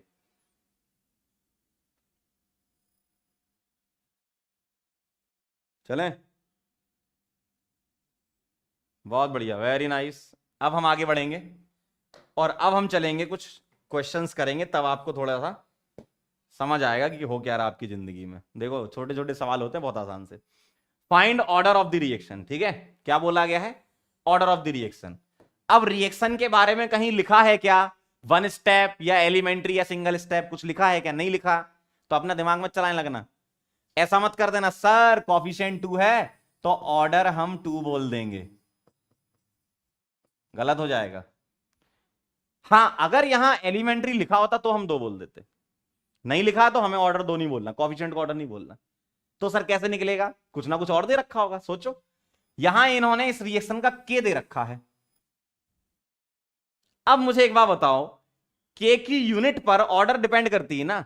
इसका मतलब के की यूनिट से तुम ऑर्डर बता सकते हो। देखो के की यूनिट क्या है, second inverse. OMG, second inverse किसके लिए होती है, फर्स्ट ऑर्डर के लिए। याद करो, फर्स्ट ऑर्डर रिएक्शन के लिए के की यूनिट सेकंड इनवर्स, तो तुम के की यूनिट से ऑर्डर निकाल सकते हो। यस, तो कभी भी एग्जाम में न्यूमेरिकल आ जाए, इस टाइप से कोई सवाल दे दे आपको, दे सकते हैं बिल्कुल, तो के की यूनिट देख लिया करो एक बार क्या है। सबसे पहले नजर के की यूनिट पे जानी चाहिए, उसी से आंसर आ जाएगा ना, खत्म हो जाएगा। तो के की यूनिट से तुम्हें पता चलेगा फर्स्ट ऑर्डर, ये मत लिख देना सीधा मालिक, ठीक है, फर्स्ट ऑर्डर रिएक्शन होगी। क्लियर है एकदम, समझ गया बात को। तो सेकंड इनवर्स से तुम्हें पता चल गया, अभी पीछे किया तो हमने, डन। चलो अगला सवाल आ जाओ। What is the order of the reaction whose rate is this. Order निकालना, रेट दे रखा है। अब यहां इन्होंने CaCb जो दे रखा है ना, C मतलब कॉन्सेंट्रेशन ऑफ A बोला है उन्होंने, मतलब वो यही है। CV का मतलब क्या है, कॉन्सेंट्रेशन ऑफ B है, वो कुछ अलग से नहीं है। मतलब इसको तुम ऐसे भी लिख सकते हो, K कॉन्सेंट्रेशन ऑफ A की पावर 3/2। उन्होंने कोई एक्सपेरिमेंट किया होगा और एक्सपेरिमेंट के थ्रू ये निकाल लिया होगा, और तुम्हें दे रखा है ये, तुम्हें डायरेक्ट दे रखा, बताओ ऑर्डर क्या होगी। तो बताओ x की वैल्यू क्या है, 3/2, y की वैल्यू क्या है, -1/2। ओवरऑल ऑर्डर पूछा है, तो 3/2 -1/2, एलसीएम ले लो, 2/2 आ जाएगा, मतलब 1। तो n क्या आ जाएगा, 1। बदलापुर आंसर है भाई साहब, बहुत आसान सवाल होते हैं मालिक, बस ध्यान रखना, रेट लॉ देख लेना क्या दिया है क्वेश्चन में, ठीक है। इससे आसान क्या मिलेगा भाई, बहुत आसान होता है। डन एकदम मामला। तो ऑर्डर ऑफ द रिएक्शन इस तरीके से हम निकाल सकते हैं। तरीके देखते जाओ कैसे कैसे, मैं number of varieties of question लाया हूं। के की यूनिट से भी, पिछला सवाल के की यूनिट से भी ऑर्डर निकाल सकते हो, रेट लो दिया तो भी ऑर्डर निकाल सकते हो, ठीक है। समझ गया बात को, क्लियर है एकदम। चलो भाई, एक सवाल आप करके बताएं क्या लिखा है। For a hypothetical reaction A + B से product the rate law is, rate law दे रखा है ये। अब उन्होंने कैपिटल R लिखा, स्मॉल r लिखा, आप समझ जाओगे है ना, इतनी तो समझ लो भावनाएं। रेट लॉ दिया है ये, the order of the reaction बता दो। इससे आसान क्या होगा, बोलो बोलो। A की पावर 0 तो मतलब x क्या आ गया 0, और B की पावर मतलब y क्या आ गया 1, तो n क्या आ जाएगा 0 + 1, 55 से 1। बदलापुर आंसर है। क्लियर एकदम, आसान है कि नहीं है, बहुत आसान है भाई, इसी टाइप के सवाल एग्जाम में आ सकते हैं। बहुत बढ़िया, भारी मात्रा में जनता का सही है। चलो बहुत सही बहुत सही बहुत सही बहुत सही। अगला सवाल, आइए जरा, वेरिएशन देखिए सवालों में, है वही सवाल लेकिन थोड़ा थोड़ा वेरिएशन। क्या, OMG, for an elementary reaction, focus करें जरा। मतलब एग्जामिनर ने तुम्हें बता रखा है ये, कि हमने जब एक्सपेरिमेंट वगैरह किए तो हमें पता चला कि एलिमेंट्री है ये, ठीक है। तो एलिमेंट्री रिएक्शन के लिए क्या कह रहे हैं, the active mass of B is kept constant. Active mass मतलब कुछ अलग से नहीं है, कॉन्सेंट्रेशन को ही एक्टिव मास बोलते हैं, ठीक है। एक्टिव मास मतलब क्या है, ये कॉन्सेंट्रेशन ही है। कॉन्सेंट्रेशन बी को कांस्टेंट रखा, but that of A is tripled, the rate of reaction will. तो एक काम करें, अगर ये एलिमेंट्री है तो सीधे सीधे एलिमेंट्री के लिए आर क्या लिख सकते हो, के ए की पावर 2 और बी की पावर 1। क्या ये बात सही है। एलिमेंट्री के लिए तो सीधे कॉफिशिएंट को ही ऑर्डर बोल देते हो ना तुम, क्यों, इसको नीचे लिख देता हूं। एलिमेंट्री के लिए कॉफिशिएंट को ही ऑर्डर बोल देते हो कि नहीं, सही है। ए की पावर 2 बी की पावर 1, क्या ये बात सही है, बिल्कुल सही है। सर उन्होंने बोला है कि एक्टिव मास मतलब कॉन्सेंट्रेशन ऑफ बी को कांस्टेंट रखना, इसको छेड़ना मत, बी को मत छेड़ना, ए को क्या कर देना ट्रिपल। अब मुझे एक बात बताओ, अगर मैं ए को ट्रिपल कर दूं, ए को अगर मैं 3a लिख दूं, तो इसकी पावर तो ऊपर 2 लगी हुई है ना, और बी को छेड़ना नहीं है, मतलब ये 9 टाइम्स हो जाएगा ना सीधा सीधा, तो इंक्रीज बाय 9 टाइम्स। देखो कॉमन साइंस, सीधा सीधा सा है, समझ गए बात को, अरे सीधा सा है। बी को छेड़ना मत, ए को ट्रिपल करना है, ट्रिपल करोगे तो पावर ऊपर 2 लगी है ना, तो 3 का स्क्वायर 9 होता है बचपन से। क्लियर एकदम, क्यों, बात समझ में आई। बहुत बढ़िया बेटा, शशांक, सोफिया, राजीव, राहुल, स्तुति, दमन, दीव, गुजरात, महाराष्ट्र, महेश, अमृता, शशांक, हरमनदीप, अंकिता, पलक, आस्था, चिराग। क्या बात है, बहुत बढ़िया, काफी सही जवाब दिया आप लोगों ने, बहुत बढ़िया, गजब, फॉर्म में आ रही जनता, वेरी नाइस। अगला सवाल,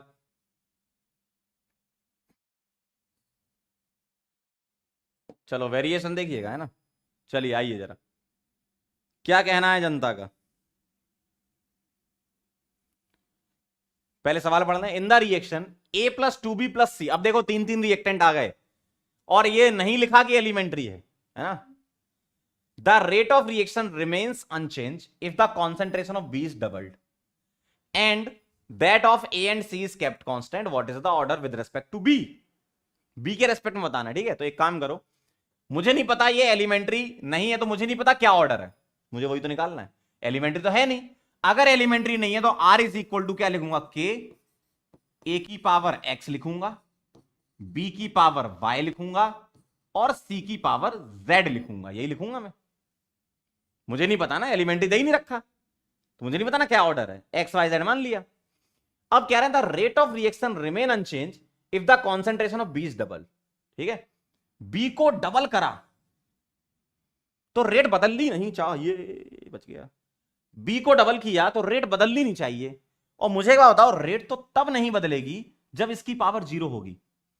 भाई अगर पावर 1 हो गई तो डबल हो जाएगी, 2 हो गई तो 4 टाइम्स हो जाएगी, 3 हो गई तो 9 टाइम्स हो जाएगी।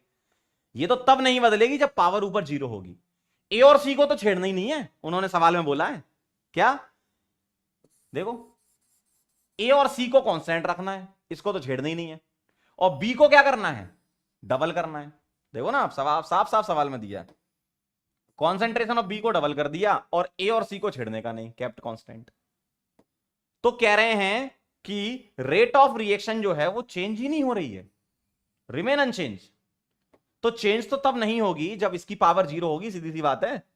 इसको इसको तो छेड़ना ही नहीं है, मतलब वाई क्या आ गया, सीधा 0। और order with respect to B पूछा था तुमसे, आगरा आंसर आ जाएगा, चेक कर लो जरा एक बार। थोड़ा सा बेटा लॉजिक का इस्तेमाल करना पड़ेगा, हल्का सा। भाई तुमने बी को चेंज किया तो रेट ना बदले, इसका मतलब 0 पावर होनी चाहिए ना। Simple maths, simple maths,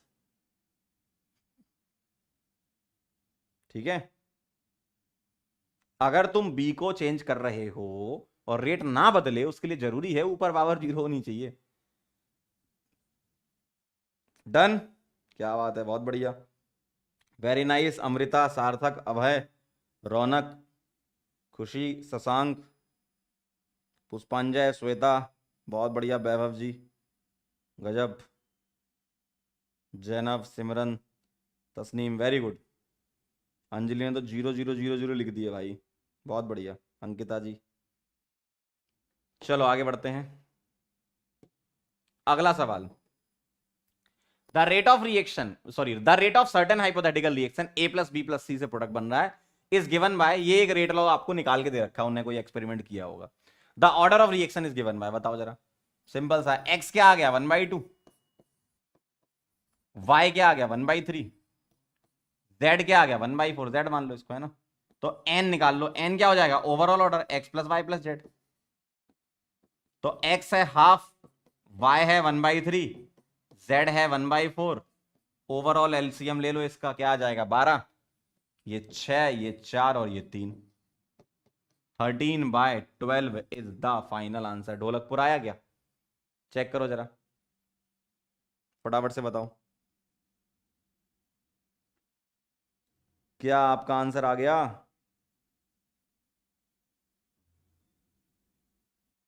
Dholakpur आ गया क्या आंसर, जल्दी बता दो बेड़ी। वेरी नाइस, बहुत बढ़िया, क्या बात है, समझ गया मतलब, very good.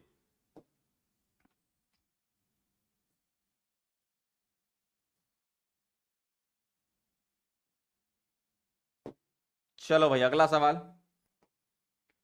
For a gaseous reaction the rate equation is, अब देखो गैस के लिए वो प्रेशर भी दे सकते हैं, कॉन्सेंट्रेशन भी दे सकते हैं। अब लिखा उन्होंने गैसियस रिएक्शन है, प्रेशर ना दिया, कॉन्सेंट्रेशन दे दिया, कोई बात नहीं, डरने की कोई बात नहीं, कॉन्सेंट्रेशन में भी तुम लिख सकते हो। तो R is equal to k A into B. If the volume of each gaseous system is suddenly reduce to 1/3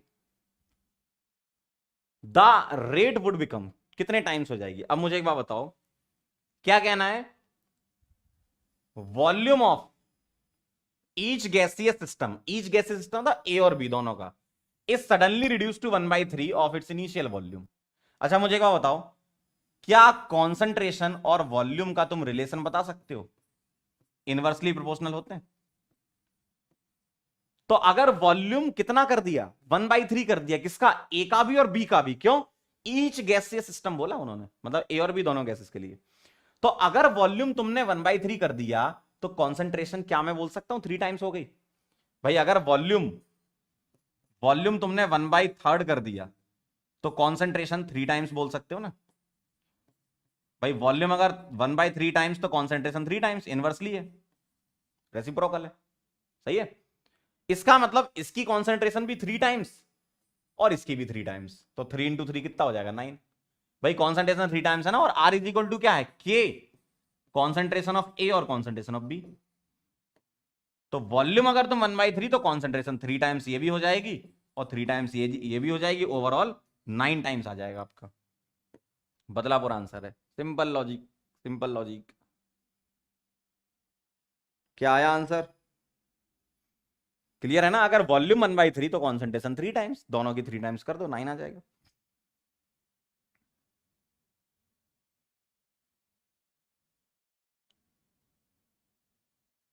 done, very good, बहुत बढ़िया, भारी मात्रा में लोगों का सही आ रहा है आंसर आज, very good.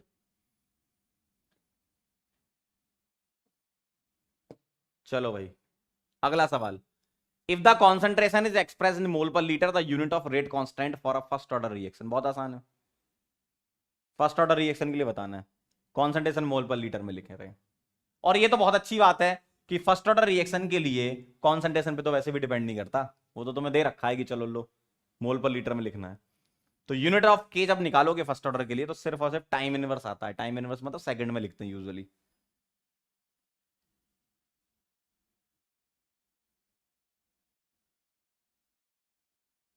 Clear,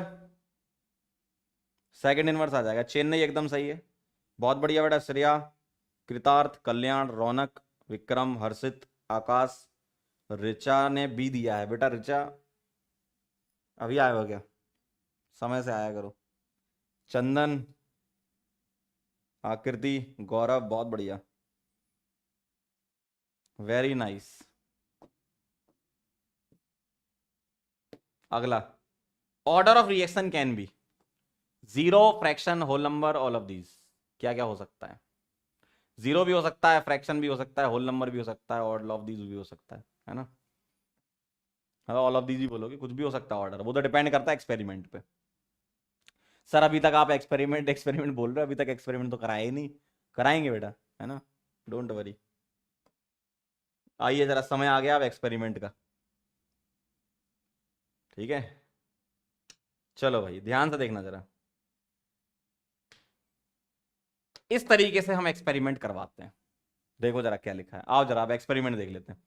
the experiment data for, एक रिएक्शन दे रखी है, इसके लिए एक्सपेरिमेंटल डेटा है क्या, जब उन्होंने इनिशियल, देखो नॉट लिखा है ना, मतलब इनिशियल कॉन्सेंट्रेशन, जब उन्होंने इनिशियल कॉन्सेंट्रेशन ए की एक्सपेरिमेंट नंबर 1 कराया, उस टाइम पर ए की कॉन्सेंट्रेशन 0.5 रखी, B2 की कॉन्सेंट्रेशन 0.5 रखी, और उन्होंने ऑब्जर्व करा कि इस रिएक्शन की रेट आ रही है ये, ठीक है। ध्यान से देखना, जब कॉन्सेंट्रेशन चेंज कर रहे हो तो रेट चेंज हो रही है, रेट कॉन्सेंट्रेशन पर डिपेंड करती है, ध्यान रखना। तो कॉन्सेंट्रेशन जब मैंने 0.5 रखी, ये 0.5 रखी, तो ये 1.6 इंटू 10⁻⁴ आया। जब ये 0.5 रखी, मतलब इसको फिक्स रखा, देखो एक ही इनिशियल कॉन्सेंट्रेशन, दूसरा एक्सपेरिमेंट कराया, इसको चेंज नहीं की, इसको डबल कर दी, पहले 0.5 थी अब 1 कर दी, तो अब रेट ये हो गया, ठीक। फिर तीसरा एक्सपेरिमेंट कराया जिसमें इसकी कॉन्सेंट्रेशन को डबल कर दिया और इसकी कॉन्सेंट्रेशन फिक्स रखी, तो ये रेट आ रही है, उन्होंने ये बोला। सवाल आप समझे, सवाल समझ लो पहले।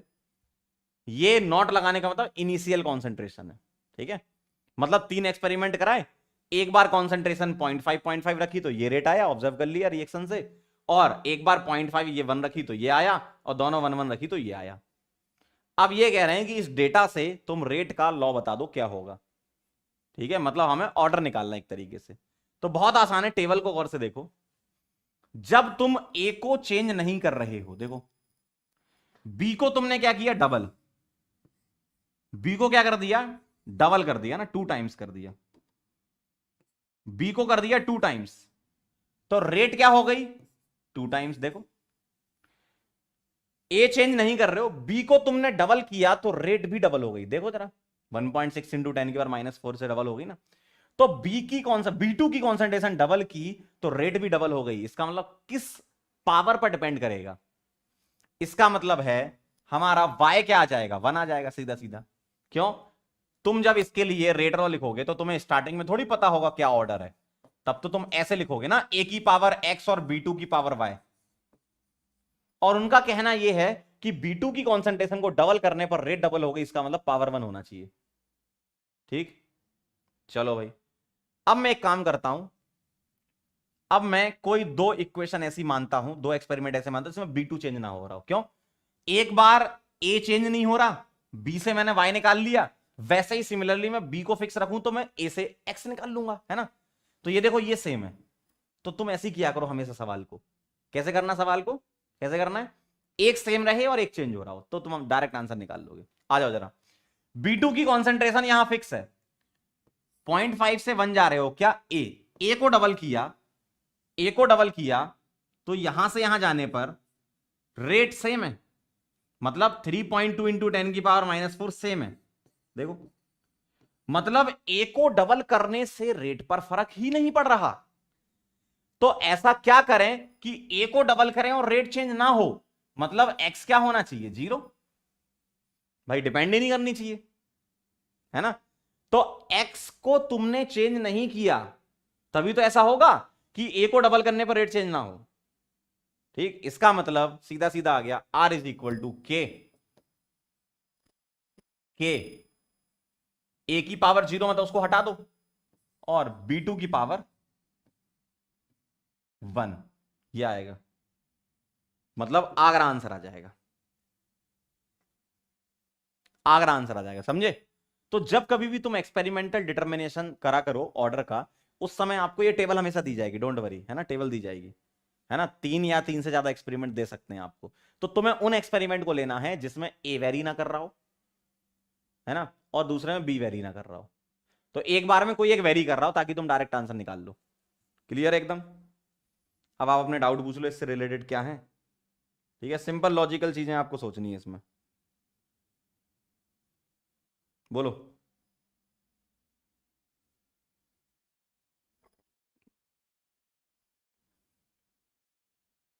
सर वाई वाला बता दीजिए एक बार और, वाई वाला देखो, मैंने ऐसा एक्सपेरिमेंट लिया कि ये फिक्स है, ये फिक्स है तो इसके बारे में नहीं सोचना, इसके बारे में सोच लो, ये डबल हो रहा है तो रेट भी डबल हो रही है। तो डबल तो तभी होगी ना जब पावर 1 है। भाई अगर मैं किसी क्वांटिटी को डबल करूं तो रेट भी डबल हो जाए तो पावर 1 होना चाहिए ना, तभी तो डायरेक्टली प्रोपोर्शनल सीधा बन जाएगा, है ना।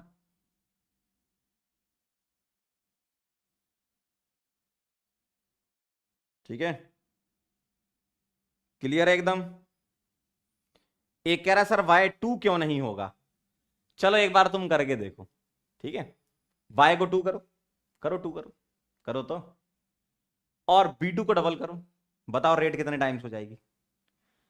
ए के बारे में तो सोचना ही नहीं क्योंकि वो तो फिक्स है। इसको डबल करने से रेट तुम्हारे हिसाब से, अगर तुम कहते हो y को 2 करो तो 4 गुना हो जाएगी, जबकि एक्सपेरिमेंट से डबल दिख रही है ना। डन।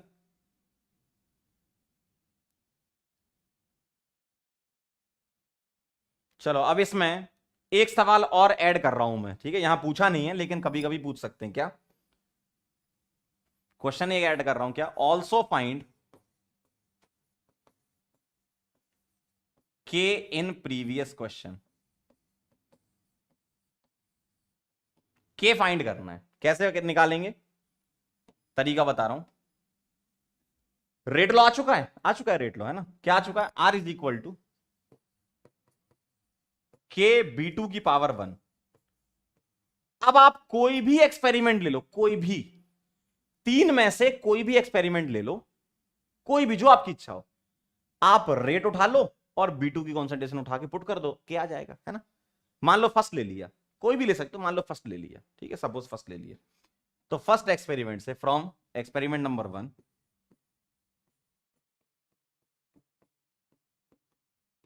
बताओ जरा एक्सपेरिमेंट नंबर 1 में R क्या है? 1.6 इंटू 10 की पावर -4।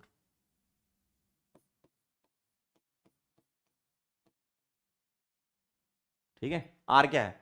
1.6 इंटू 10 की पावर -4। K निकालना है। एक्सपेरिमेंट नंबर 1 में B2 क्या है? 0.5। एक्सपेरिमेंट नंबर 1 में B2 क्या है? 0.5। 0.5 मतलब 1/2, 2 इधर ले जाओ, तो क्या आ जाएगा? 3.2 इंटू 10 की पावर -4। अगर कोई बच्चा एक्सपेरिमेंट 2 ले रहा है तब भी सेम आंसर आ रहा होगा, देख लो, आप चेक कर लो सॉल्व करके। 3 लोगे तब भी सेम आएगा, कोई भी एक्सपेरिमेंट ले लो, आपकी इच्छा है। यूनिट क्या हो जाएगी? यूनिट क्या हो जाएगी के की? ओवरऑल ऑर्डर क्या है इस रिएक्शन का?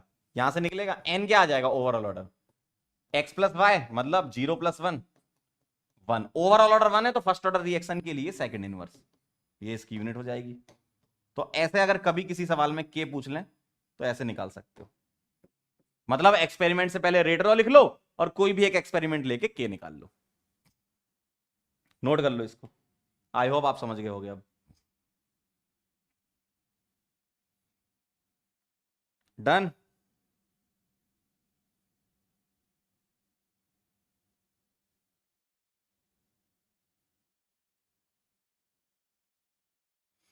एक बच्चा कह रहा है rate of reaction overall independent होता है कि नहीं? ये कैसा सवाल पूछ रहे हो? इंडिपेंडेंट डिपेंडेंट, ये कौन सी बातें हो गई यहां पर?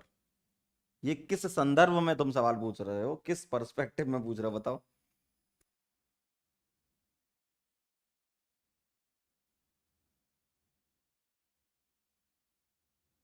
डन।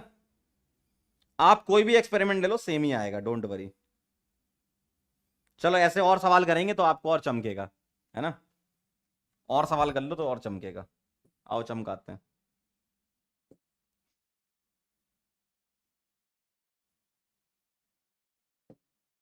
चलो भाई, एक सवाल ये हो जाए।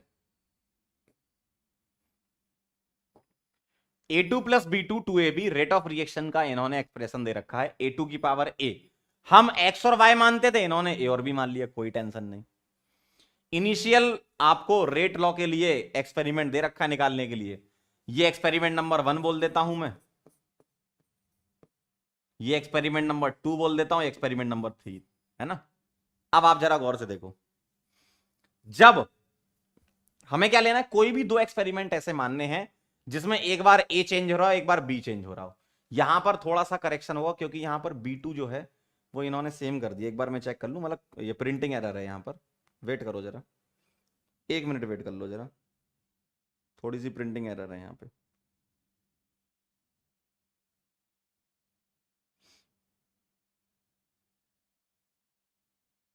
एक मिनट में देख लूं जरा,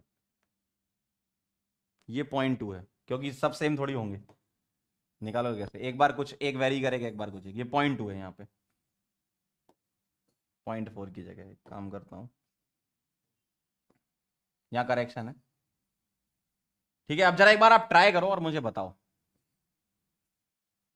ट्राई करके एक बार बताओ जैसा मैंने सिखाया है। 0.2, 0.1, 0.2 और 0.2, 0.4, 0.4।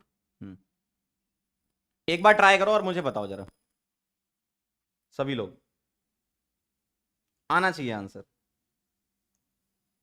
करो, ट्राई करो, देखते कितने लोगों का आता है।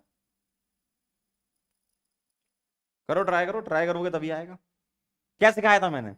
आप दो एक्सपेरिमेंट को पकड़ लिया करो, एक बार A2 कांस्टेंट कर दो, एक बार B2, वो आप देख के समझ जाओगे कैसे। जैसे मान लो मैंने ये एक्सपेरिमेंट लिए, ये दोनों, तो ये तो फिक्स हो गया B2, ठीक। A2 देखो 0.1 से 0.2 यानी कि 2 टाइम्स, 0.1 से 0.2 यानी कि डबल कर दिया ना। तो रेट क्या हो रही है 0.04 से 0.08, मतलब ये भी 2 टाइम्स हो रही है। सही है। इसका मतलब A2 को डबल करने से रेट ऑफ रिएक्शन डबल हो रही है, इसका मतलब पावर क्या होनी चाहिए 1 होनी चाहिए ना। तो यहां से A आ गया, स्मॉल a आपका 1 आ गया, सिंपल सा। अब दो एक्सपेरिमेंट ऐसे लो, कैसे ऐसे लो कि जिसमें आपका A2 फिक्स रहे, है ना, तभी तो निकाल पाओगे। अब देखो यहां से .2 ये दोनों फर्स्ट और थर्ड ले लिए, फर्स्ट और थर्ड, ठीक है।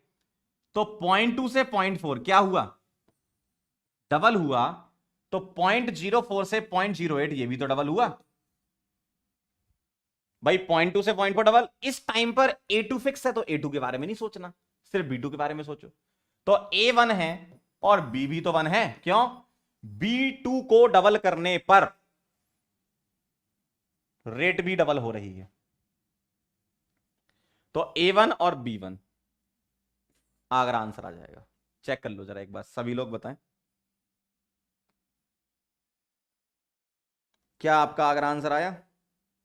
भारी मात्रा में आगर आया, फैजल, विशेष, अभिषेक, संदीप, आशी, आयुष, पंकज, दृष्टि, सुनिधि, श्वेता, रुद्र, अमृता, बहुत बढ़िया, वेरी नाइस, सबका आंसर आ गया।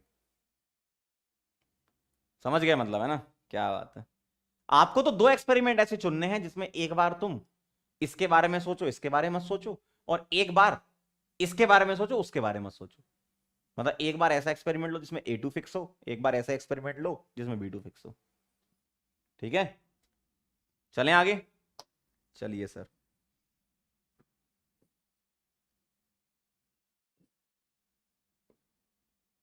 चलो आगे बढ़ते हैं, अगला सवाल ये वाला करेंगे।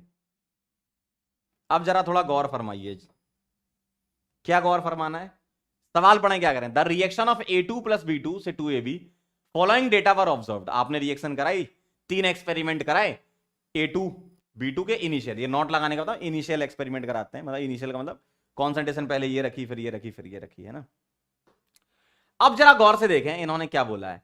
इन्होंने बोला है initial rate of appearance of A B दे रखा है, जबकि जब तुम एक्सपेरिमेंट कराते हो तो उसमें रेट ऑफ अपीयरेंस डिसअपीयरेंस नहीं लिखते हो, यहां क्या लिखते हो, रेट ऑफ रिएक्शन लिखते हो। इसका मतलब अब तुम्हें अपने हिसाब से एक कॉलम और ऐड कर लेना है। क्या ऐड कर लेना है, यहां पर एक कॉलम और ऐड होगा, ये अपने तरफ से ऐड करना है, जिसमें मैं क्या लिखूंगा, जिसमें मैं क्या लिखूंगा, बोलो, जिसमें मैं लिखूंगा रेट ऑफ रिएक्शन। क्यों, ये तो रेट ऑफ अपीयरेंस दे रखी है। अब मुझे बताओ रेट ऑफ रिएक्शन क्या आ जाएगी, ए बी के फॉर्म में बता दो, लास्ट टर्न पे सिखाया था मैंने, ए बी के लिए क्या आएगी, plus d A B divided by 2dt, ऐसा आ जाएगा।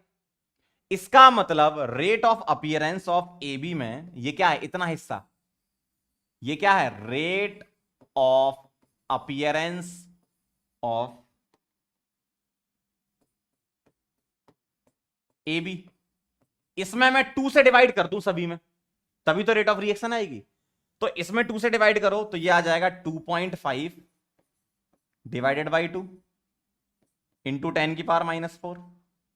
यहां आ जाएगा 5/2 इंटू 10⁻⁻⁴।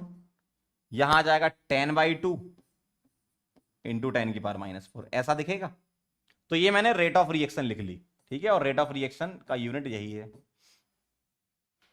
समझ गया बात को, मैंने ऐसा क्यों लिखा, क्योंकि मुझे एक्सपेरिमेंट में रेट ऑफ रिएक्शन चाहिए होता है। ठीक है, अब जरा स्टार्ट करते हैं, क्या जैसे सिखाया था, आओ जरा। इसके लिए मैं अपने मन से रेट लॉ लिख लूं, अपने मन से, क्या, R is equal to A2 की पावर x B2 की पावर y। अब मुझे x और y निकालना है, ठीक है, R इज इक्वल टू के आएगा यहां पर, k A2 की पावर x B2 की पावर y, सही है। अब देखना जरा, जब मैं यहां इन दोनों को फिक्स रखता हूं तो 0.1 से 0.2 कितने टाइम्स डबल हो रहा है, तो 2.5/2 और 5/2 का ये डबल ही तो है, देखो 2.5 का डबल ही तो आता है भाई, 2.5/2 और 5/2, 2.5/2 में डबल करोगे तभी तो 5/2 बनेगा, तो डबल हो रहा है। इसका मतलब इसको डबल करने पर ये भी डबल हो रहा है, इसका मतलब A2 के रेस्पेक्ट में पावर क्या आनी चाहिए 1, सीधा सा है। अब एक बार हम क्या करेंगे, B2 को चेंज करेंगे, अभी तो फिक्स रखा था, अब चेंज करेंगे, तो हमें A2 को फिक्स रखना पड़ेगा, तो ये फिक्स है।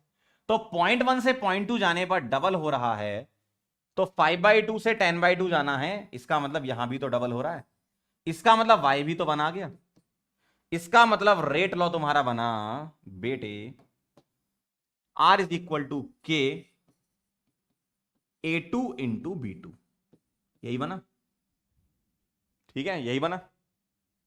अब आप बोलोगे सर हमको तो यहां से भी दिख रहा था, अरे बेटा ऐसे करना नहीं, भले ही सेम आ जाए, आने दो, सॉल्व करने का सेम आ रहा आने दो, मतलब वो एलिमेंट्री रही होगी, हमें क्या मतलब उससे, हमें तो टेबल दिया तो टेबल के अकॉर्डिंग आंसर निकालें, जो भी आए बराबर आए नहीं आए वो अपने ऊपर है, ठीक है। अब मुझे निकालना है रेट कांस्टेंट, कोई भी एक एक्सपेरिमेंट ले लो जो आपकी इच्छा हो, जो भी आपकी इच्छा हो, कोई भी एक एक्सपेरिमेंट आप अपनी तरफ से ले लीजिए जो आपकी इच्छा हो, ठीक है। तो नेक्स्ट पेज पे मैं सॉल्व कर रहा हूं ये रिलेशन लेकर, R इज इक्वल टू के A2B2 है ना। मैं पहले वाले एक्सपेरिमेंट से चल लेता हूं, है ना, फ्रॉम एक्सपेरिमेंट 1, कोई भी एक्सपेरिमेंट ले लो। R क्या है एक्सपेरिमेंट 1 में, R क्या एक्सपेरिमेंट 1 में, ये 2.5/2 इंटू 10⁻⁻4, एक्सपेरिमेंट 1 में R क्या है, ये 2.5/2 इंटू 10⁻⁻4, 2.5/2 इंटू 10⁻⁻4 के A2 क्या है, एक्सपेरिमेंट 1 में A2 क्या है 0.1 और B2 भी 0.1 है, तो ये भी 0.1 है और ये भी 0.1 है, सॉल्व कर लो यहां से, तो ये आ जाएगा आपका 1.25 इंटू 10⁻⁻4 और डिवाइडेड बाय 0.1 और 0.1 मतलब 10⁻⁻2, ऊपर ले जाओ 10⁻⁻2 आ जाएगा, 1.25 इंटू 10⁻⁻2। ओवरऑल ऑर्डर क्या थी जिससे हम यूनिट लिख पाए, n क्या था x प्लस वाई, दोनों ही 1 1 ऑर्डर थी, 1 + 1 2 n2 आ गया, तो मोलर की पावर -1 सेकंड इनवर्स, सही है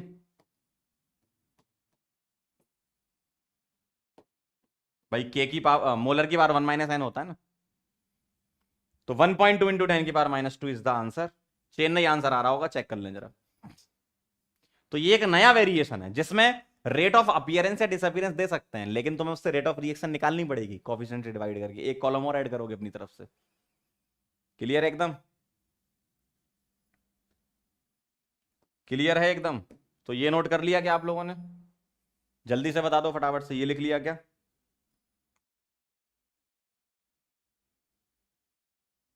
क्या आप लोगों ने ये लिख लिया,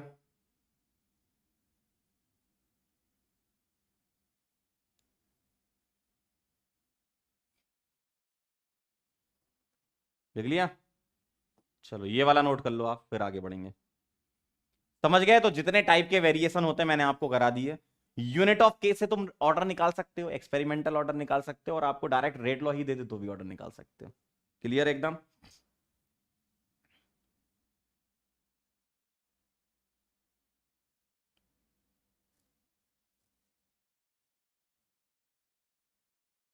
डन, चलो बेटा बहुत बढ़िया, वेरी नाइस। चलो आगे बढ़े फिर अगले टॉपिक पर। तो आप ये बातें मेरी समझ चुके हो, आई होप क्लियर हो गया होगा। आप छोटा सा टॉपिक एक और बचा है, मॉलिक्यूलरिटी, इसको कवर कर लेते हैं। मॉलिक्यूलरिटी बहुत आसान है, कोई एक्सपेरिमेंट वगैरह नहीं करना। क्या है देखो, क्या लिखा था, number of reactant molecule which must be collide to bring about a chemical reaction. मतलब कोई केमिकल रिएक्शन करानी है, कितने मॉलिक्यूल उसमें कोलाइड हो रहे हैं, उसको हम बोलते हैं मॉलिक्यूलरिटी। एकदम थ्योरेटिकल है, क्या ए प्लस बी आपस में टकराए तो प्रोडक्ट का फॉर्मेशन हुआ, ठीक है, यहां प्रोडक्ट्स बनेंगे, तो ये बताओ कितने ए टकराए, ये साफ साफ रिएक्शन में देख के बताना है, कितने ए टकराए, एक इसका टकराया, एक इसका टकराया, तो ओवरऑल मॉलिक्यूलरिटी क्या आ जाएगी 1 + 1 यानी कि 2। सिंपल सी बात है, सिंपल सी बात है। मान लो मान लो मान लो मान लो क्या 2a + b, एकदम थ्योरेटिकल है, ये टकराए और इन्होंने क्या बनाया, प्रोडक्ट्स बनाए, तो मॉलिक्यूलरिटी क्या आ जाएगा, इसका कोएफिशिएंट 2 है, 2 इसके मॉलिक्यूल टकराएंगे, एक बी का टकराया, 3 आ जाएगा। बहुत आसान। बहुत आसान, बहुत आसान, ठीक है ना, कितना आसान है, नोट कर लो। तो मॉलिक्युलरिटी बहुत इजी है, ऑर्डर थोड़ा सा टेढ़ा मेढ़ा है, क्यों, एक्सपेरिमेंट से निकलता है, मॉलिक्युलरिटी सीधा है। कितने मॉलिक्यूल टकरा रहे हैं वो आप आंखों से देख के बता सकते हो, आंखों से देख के बता सकते हो, मतलब रिएक्शन देखो और आंसर बता दो, ठीक है। कितने मॉलिक्यूल टकरा रहे हैं वो आप रिएक्शन देख के बता सकते हो, लिख लो तो बता देना, लिख लो तो बता देना, बहुत आसान है तो, इससे आसान क्या होगा भाई। चलो बहुत बढ़िया, आओ कुछ पॉइंट डिस्कस कर लेते हैं इसके एक एक करके, ध्यान से समझना ये है ना। पहला पॉइंट क्या लिखा है, मॉलिक्युलरिटी इज अ थ्योरेटिकल क्वांटिटी, बिल्कुल सही बात है। हम रिएक्शन को देखते हैं और उससे डायरेक्ट आंसर कर देते हैं, कोई एक्सपेरिमेंट वगैरह नहीं कराना, हमें बस पता है कितने कितने मॉलिक्यूल टकरा रहे हैं, वो रिएक्शन से देख लोगे। It can never be zero और नेगेटिव, क्यों, अरे भाई मॉलिक्यूल टकरा रहे हैं तो ये जीरो और नेगेटिव कैसे हो सकते, कुछ ना कुछ तो टकराएगा ना। अरे मॉलिक्यूल टकरा रहे हैं, मान लो एक गाड़ी इधर से आई, एक गाड़ी इधर से आई, दोनों टकराई, तो आप बोलोगे ना एक ये गाड़ी है एक ये गाड़ी है, कुछ तो नंबर होगा ना उसका, ऐसा थोड़ी होगा जीरो है या नेगेटिव है, कुछ तो नंबर होगा, जीरो नेगेटिव थोड़ी होगा। इट कैन बी 1 2 और 3, मतलब मॉलिक्युलरिटी 1 भी हो सकती है, मॉलिक्युलरिटी 2 भी हो सकती है, मॉलिक्युलरिटी 3 भी हो सकती है। जैसे अब मैं आपको एक बात बताता हूं, क्या, मान लो एक गाड़ी इधर से आई, एक गाड़ी इधर से आई, ठीक है, दोनों आपस में टकराई, तो मॉलिक्युलरिटी क्या बोलोगे, दो गाड़ी टकरा रही ना, तो 2 हो गई, ठीक है। मान लो एक इधर से भी आ रही है, एक इधर से आ रही थी, एक इधर से आ रही है, एक इधर से भी आ रही है, तो 3 गाड़ी एक साथ टकरा रही हैं, 3 गाड़ी एक साथ टकरा रही हैं, जैसे रोहित शेट्टी की मूवी होती है ना, 3 गाड़ी एक साथ टकरा रही हैं, तो मॉलिक्युलरिटी 3 हो गई। अब आपके दिमाग में आ रहा होगा सर एक गाड़ी अपने में ही कैसे टकरा जाएगी, सही बात है ना, यही आपके दिमाग में आ रहा है, सर मॉलिक्युलरिटी 1 कैसे हो जाएगी, मैं अपने आप से ही कैसे टकराऊं, मैं अपने आप से ही कैसे टकराऊं, अगर मैं किसी दूसरे से टकराऊंगा तो मॉलिक्युलरिटी 2 हो जाएगी, और एक साथ 3 लोग टकराएंगे, 3 कार टकराएंगी, तो मॉलिक्युलरिटी 3 हो जाएगी। तो आपके दिमाग में एक सवाल आ रहा होगा सर मॉलिक्युलरिटी 1 कैसे, आइए जरा मैं समझाता हूं। मॉलिक्युलरिटी 1 उन रिएक्शन के लिए होती है जो रिएक्टेंट आयनिक फॉर्म में होते हैं, जैसे मान लो मैंने इसको हीट किया, ठीक है, मैंने इसको हीट किया, NH4NO2 को हीट करने पर बनता है N2 प्लस 2H2, ये प्रोडक्ट फॉर्मेशन होता है। तो ये अपने आप से कैसे टकराएगा, ये तो 1 है ना, तो आप बोलोगे सर मॉलिक्युलरिटी 1, एक्चुअल में होता क्या है, जो रिएक्टेंट है वो तो 1 है, वो तो 1 है, लेकिन इस NH4NO2 को जब तुम देखोगे तो ये है एक आयनिक कंपाउंड, क्या है ये, आयनिक कंपाउंड, और आयनिक कंपाउंड है तो ये टूटेगा कैसे, NH4 प्लस में और NO2 माइनस में, और NH4 प्लस NO2 माइनस से टकराएगा, तो ये इंटरनल हो रही होगी रिएक्शन अपने ही मॉलिक्यूल के अंदर, तो ये इससे टकराएगा। तो एक्चुअल में एक ही मॉलिक्यूल के आयन टकराते हैं, और वो जो आयन टकरा रहे हैं उसको 2 नहीं मानना ना, जो आयन टकरा, ऐसा नहीं कि सर एक ये टकराएगा एक ये टकराएगा तो मॉलिक्युलरिटी अब तो 2 होनी चाहिए ना, ये आयन उसी मॉलिक्यूल के तो हैं, तो मॉलिक्यूल तो NH4NO2 है ना, वही अपने आप में आयन में डिवाइड हो जाएगा और टकरा जाएगा। मान लो एक गाड़ी है, उसको काट दो बीच से और 2 जगह रख दो, अब टकरा दो उनको, तो वो तो एक ही गाड़ी के पार्ट है ना, एक ही गाड़ी के पार्ट है ना वो, तो इसलिए मॉलिक्युलरिटी इसकी 2 ना होके 1 ही बोलते हैं। लेकिन एक्चुअल में होता कैसे है, कोई मॉलिक्यूल के 2 आयन और वो आपस में टकराएंगे तो मॉलिक्युलरिटी 1 होगी, ऐसा नहीं कि इसको अलग अलग कंसीडर करेंगे, क्यों, ये दोनों इसी का ही हिस्सा हैं, NH4NO2 का ही हिस्सा है, ठीक है, इसलिए मॉलिक्युलरिटी 1 भी हो सकती है। कब होगी, जब ऐसा रिएक्टेंट हो जो आयनिक फॉर्म में एग्जिस्ट कर रहा हो, कैटायन एनायन सेपरेट होकर आपस में टकरा जाए, तो उसको हम ओवरऑल एक सिस्टम मानेंगे ना, ये अपने आप में एक सिस्टम है, ये तो इंट्रामॉलिक्यूलर हो रही होगी ना अपने मॉलिक्यूल के अंदर, तो ये अपने आप में एक सिस्टम, इसी के अंदर मामला चल रहा है, और ये मामला किसका है, NH4NO2 का, मतलब कोएफिशिएंट 1, ठीक है, इसलिए मॉलिक्युलरिटी 1 भी हो सकती है। ठीक, क्लियर हो गया होगा। आइए जरा वापस चलते हैं। अब आपके दिमाग में ये सवाल आ रहा होगा अगला पॉइंट पढ़ने पर, क्या देखो, molecularity greater than 3 is rarely observe. इसका मतलब क्या है? आपने कभी ऐसा देखा है क्या, आपने कभी ऐसा देखा है क्या कि 4 गाड़ियां एक साथ एक ही जगह टकरा रही हैं? एक इधर से आई, एक इधर से आई, एक इधर से आई, एक इधर से आई, और चारों धम्म से एक साथ टकरा गई। कभी देखा है क्या? शायद ही कभी देखा होगा। तो उसी शायद के लिए रेयरली वर्ड यूज किया गया। ऐसा नहीं कि एक के पीछे एक टकरा रही है, ऐसा नहीं कि एक के पीछे एक कार टकरा रही है, एक ही पॉइंट ऑफ कांटेक्ट हो रहा हो, मतलब एक ही जगह टकरा रही हो, एक इधर से, एक इधर से, एक इधर से, एक इधर से, थोड़ थोड़ थोड़ थोड़, है ना? तो ऐसा आपने रेयरली ही देखा होगा, इसका मतलब वही बोला है, शायद ही देखा होगा, रेयरली ऑब्जर्व। तो 3 से ज्यादा मॉलिक्यूल की आपस में टक्कर शायद ही देखने को मिलती है। ऐसा नहीं कि होता नहीं, होती है, लेकिन बहुत कम ऐसा होता है कि 4 गाड़ियां एक साथ टकरा रही हो, है ना? तो रेयरली ही होता है ऐसा। अगला है फॉर एलिमेंट्री रिएक्शन ऑर्डर और मॉलिक्युलरिटी बराबर हो जाता है। क्यों? जब तुम्हें एलिमेंट्री रिएक्शन लिखकर दे दें तो तुम उसी रिएक्शन को देखकर ऑर्डर बताया करते थे। याद करो, मैंने बोला था पीछे, एलिमेंट्री रिएक्शन में जो ऑर्डर होता है वो कोफिशिएंट के बराबर हो जाता है, और कोफिशिएंट ही तो मॉलिक्युलरिटी है। मान लो मैं बोल दूं आपसे एक एलिमेंट्री रिएक्शन है, A+2B से C बन रहा है, और मैं बोल दूं कि ये एलिमेंट्री है, तो आप क्या बोलोगे? मॉलिक्युलरिटी बोलोगे 1+2, मॉलिक्युलरिटी तो देख के बता दोगे, और अब ऑर्डर भी बोलने लगोगे क्या कि सर ऑर्डर भी 1+2 हो जाएगी, क्यों? एलिमेंट्री लिखा था, तो मॉलिक्युलरिटी ऑर्डर तो सेम हो जाएगी ना। ठीक है, तो एलिमेंट्री लिखा हो तो मॉलिक्युलरिटी ऑर्डर सेम आते हैं। अगला, there is no meaning of molecularity for complex reaction. पहले यहां तक समझेंगे। अगर कोई रिएक्शन एक से ज्यादा स्टेप में हो रही है, कोई रिएक्शन एक से ज्यादा स्टेप में हो रही है,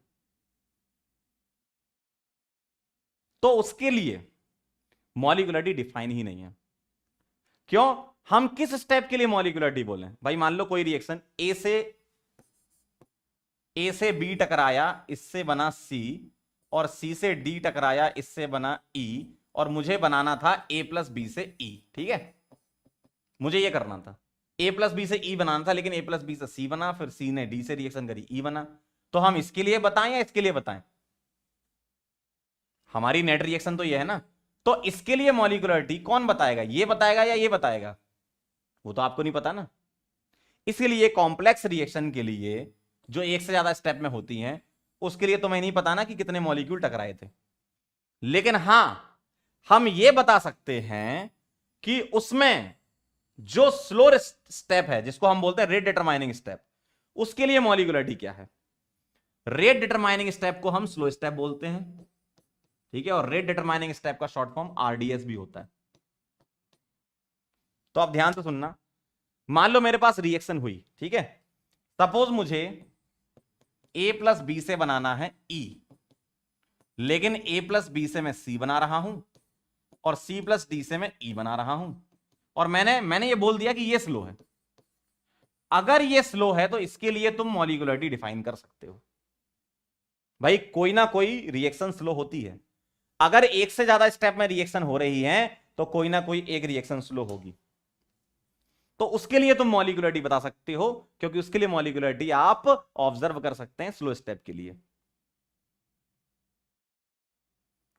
तो फाइनल पॉइंट क्या है कि कभी भी एक से ज्यादा स्टेप में होने वाली रिएक्शन, भाई अगर कोई रिएक्शन एक से ज्यादा स्टेप में हो रही है, नेट रिएक्शन तो कोई और होगी, वही प्रोडक्ट फॉर्मेशन एक से ज्यादा स्टेप में हो रहा होगा ना, तो आप किस स्टेप की मॉलिक्युलरिटी को उस रिएक्शन की मॉलिक्युलरिटी बोलोगे? नहीं बता सकते ना कि हम इसकी बोलें, इसकी बोलें, इसकी बोलें या किसकी बोलें। लेकिन हां, आप इंडिविजुअल स्टेप के लिए मॉलिक्युलरिटी बता सकते हो, और ऐसा ऑब्जर्व करते हैं कि स्लो स्टेप के लिए हम मॉलिक्युलरिटी डिफाइन कर सकते हैं। तो कॉम्प्लेक्स रिएक्शन के लिए मॉलिक्युलरिटी डिफाइन नहीं होती है। हां, कॉम्प्लेक्स रिएक्शन में जो स्लो हो रही होगी उसके लिए मॉलिक्युलरिटी डिफाइन होती है। कॉम्प्लेक्स रिएक्शन में जो स्लो हो रही होगी, मान लो 4-5 रिएक्शन हो रही हैं, उनमें सबसे स्लो जो है, स्लोएस्ट जो है, उसके लिए मॉलिक्युलरिटी बता सकते हो। और स्लो रिएक्शन के लिए भी ध्यान रखना, स्लो स्टेप या RDS के लिए भी ऑर्डर और मॉलिक्युलरिटी सेम आते हैं, ध्यान रखना। उस पर्टिकुलर स्टेप के लिए, स्लो स्टेप के लिए मॉलिक्युलरिटी और ऑर्डर सेम होते हैं, ये भी ध्यान रखिएगा। तो उस पर्टिकुलर रिएक्शन के लिए हम एलिमेंट्री रिएक्शन मान लेते हैं उसको। मतलब हम ये बोलते हैं कि वो जो स्लो स्टेप वाली रिएक्शन है वो एलिमेंट्री रिएक्शन है, या सिंगल स्टेप में होती है, या वन स्टेप रिएक्शन है। तो उसके लिए भी क्या हो जाएगा, एलिमेंट्री के लिए मॉलिक्यूलरिटी ऑर्डर सेम हो जाती है। तो स्लो स्टेप वाली रिएक्शन ही एलिमेंट्री रिएक्शन होती है। ठीक है, डन। अब आप इसको नोट कर लो, एक दो सवाल कर लेते हैं फिर चलते हैं।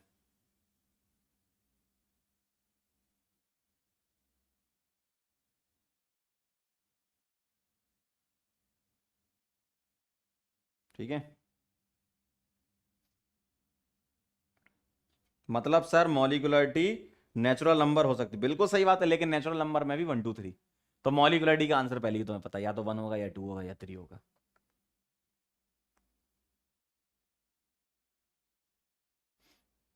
चलो बहुत बढ़िया, वेरी नाइस, लिख लिया, डन।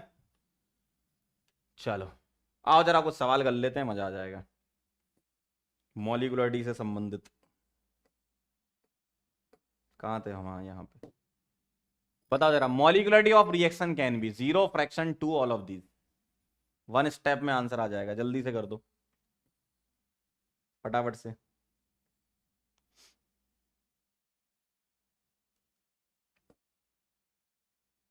बोलो, मॉलिक्यूलरिटी ऑफ रिएक्शन क्या हो सकती है भाई? 0 मॉलिक्यूल थोड़ी होंगे, या फ्रैक्शन में थोड़ी टकराएंगे कि आधा मॉलिक्यूल टकरा रहा है। मान लो एक कार इधर से आई, एक कार इधर से, ऐसा थोड़ी बोलो आधी कार टकराई, बोलोगे ना एक कार टकराई, है ना। एक कार इधर से टकराई, एक कार इधर से टकराई, तो 2 कार हो गई। ऐसा थोड़ी कि एक कार आधी टकराई और एक पूरी टकराई। भाई मॉलिक्यूल तो इंटीजर में ही कुछ होगा ना, नेचुरल नंबर जिसको बोलते हो आप, है ना। तो 2 आएगा एकदम। क्लियर है। तो ये कहानी थी बेटा, जाते जाते हम आपको बोलना चाहते हैं थैंक यू सो मच, आप लोग यहां पर आए और आपने हमसे ऑर्डर, मॉलिक्यूलरिटी और रेट लॉ के बारे में समझा। एक्सपेरिमेंटल डिटर्मिनेशन भी मैंने आपको सिखा दिया ऑर्डर का किस तरीके से करते हैं। अब मुझे आपको सिखाना है कॉम्प्लेक्स रिएक्शन के लिए ऑर्डर कैसे निकालते हैं। एक्सपेरिमेंटल ऑर्डर तुम निकाल लेते हो, आज सीख लिया टेबल से, अच्छे से इसको रिवाइज कर लेना। नेक्स्ट टर्न पे जब हम आएंगे तो क्या करेंगे, एक्सपेरिमेंटल ऑर्डर हम निकालेंगे कौन सी, कॉम्प्लेक्स रिएक्शन के लिए। तो अगर मैं आपको 4 पॉइंट एक बार फिर से समझाऊं, क्या, order for elementary reaction, molecularity for elementary reaction same होता है, order for complex reaction next turn पे पढ़ेंगे, molecularity for complex reaction define नहीं है, लेकिन उसमें भी अगर स्लो स्टेप का पूछा जाए तो तुम बता सकते हो, और वो जो स्लो स्टेप है वो एलिमेंट्री होता है, तो उसमें ऑर्डर मॉलिक्यूलरिटी सेम हो जाती है। क्लियर है एकदम। बाकी जो रेट लॉ हमने सीखा, वो पीछे जो सीखा था रेट, वही सेम यहां पर है, बस वहां हम एवरेज और इंस्टेंटेनियस लिखते हैं डेल्टा और डी के फॉर्म में, यहां हम रेट लॉ के अकॉर्डिंग सीखते हैं। कॉन्सेंट्रेशन ऑफ रिएक्टेंट पे डिपेंड करता है। आपके सिलेबस में 99.9% एग्जाम्पल हैं जिसमें रिएक्टेंट पर ही डिपेंड करता है रेट, लेकिन एक एग्जाम्पल ऐसा है ओजोन वाला जो आगे मैं सिखाऊंगा, जिसमें प्रोडक्ट पर भी रेट डिपेंड करता है। क्लियर है एकदम। चलो इसको रिवाइज कर लेना, मिलते हैं बेटा नेक्स्ट लेक्चर में, तब तक के लिए ओके बाय।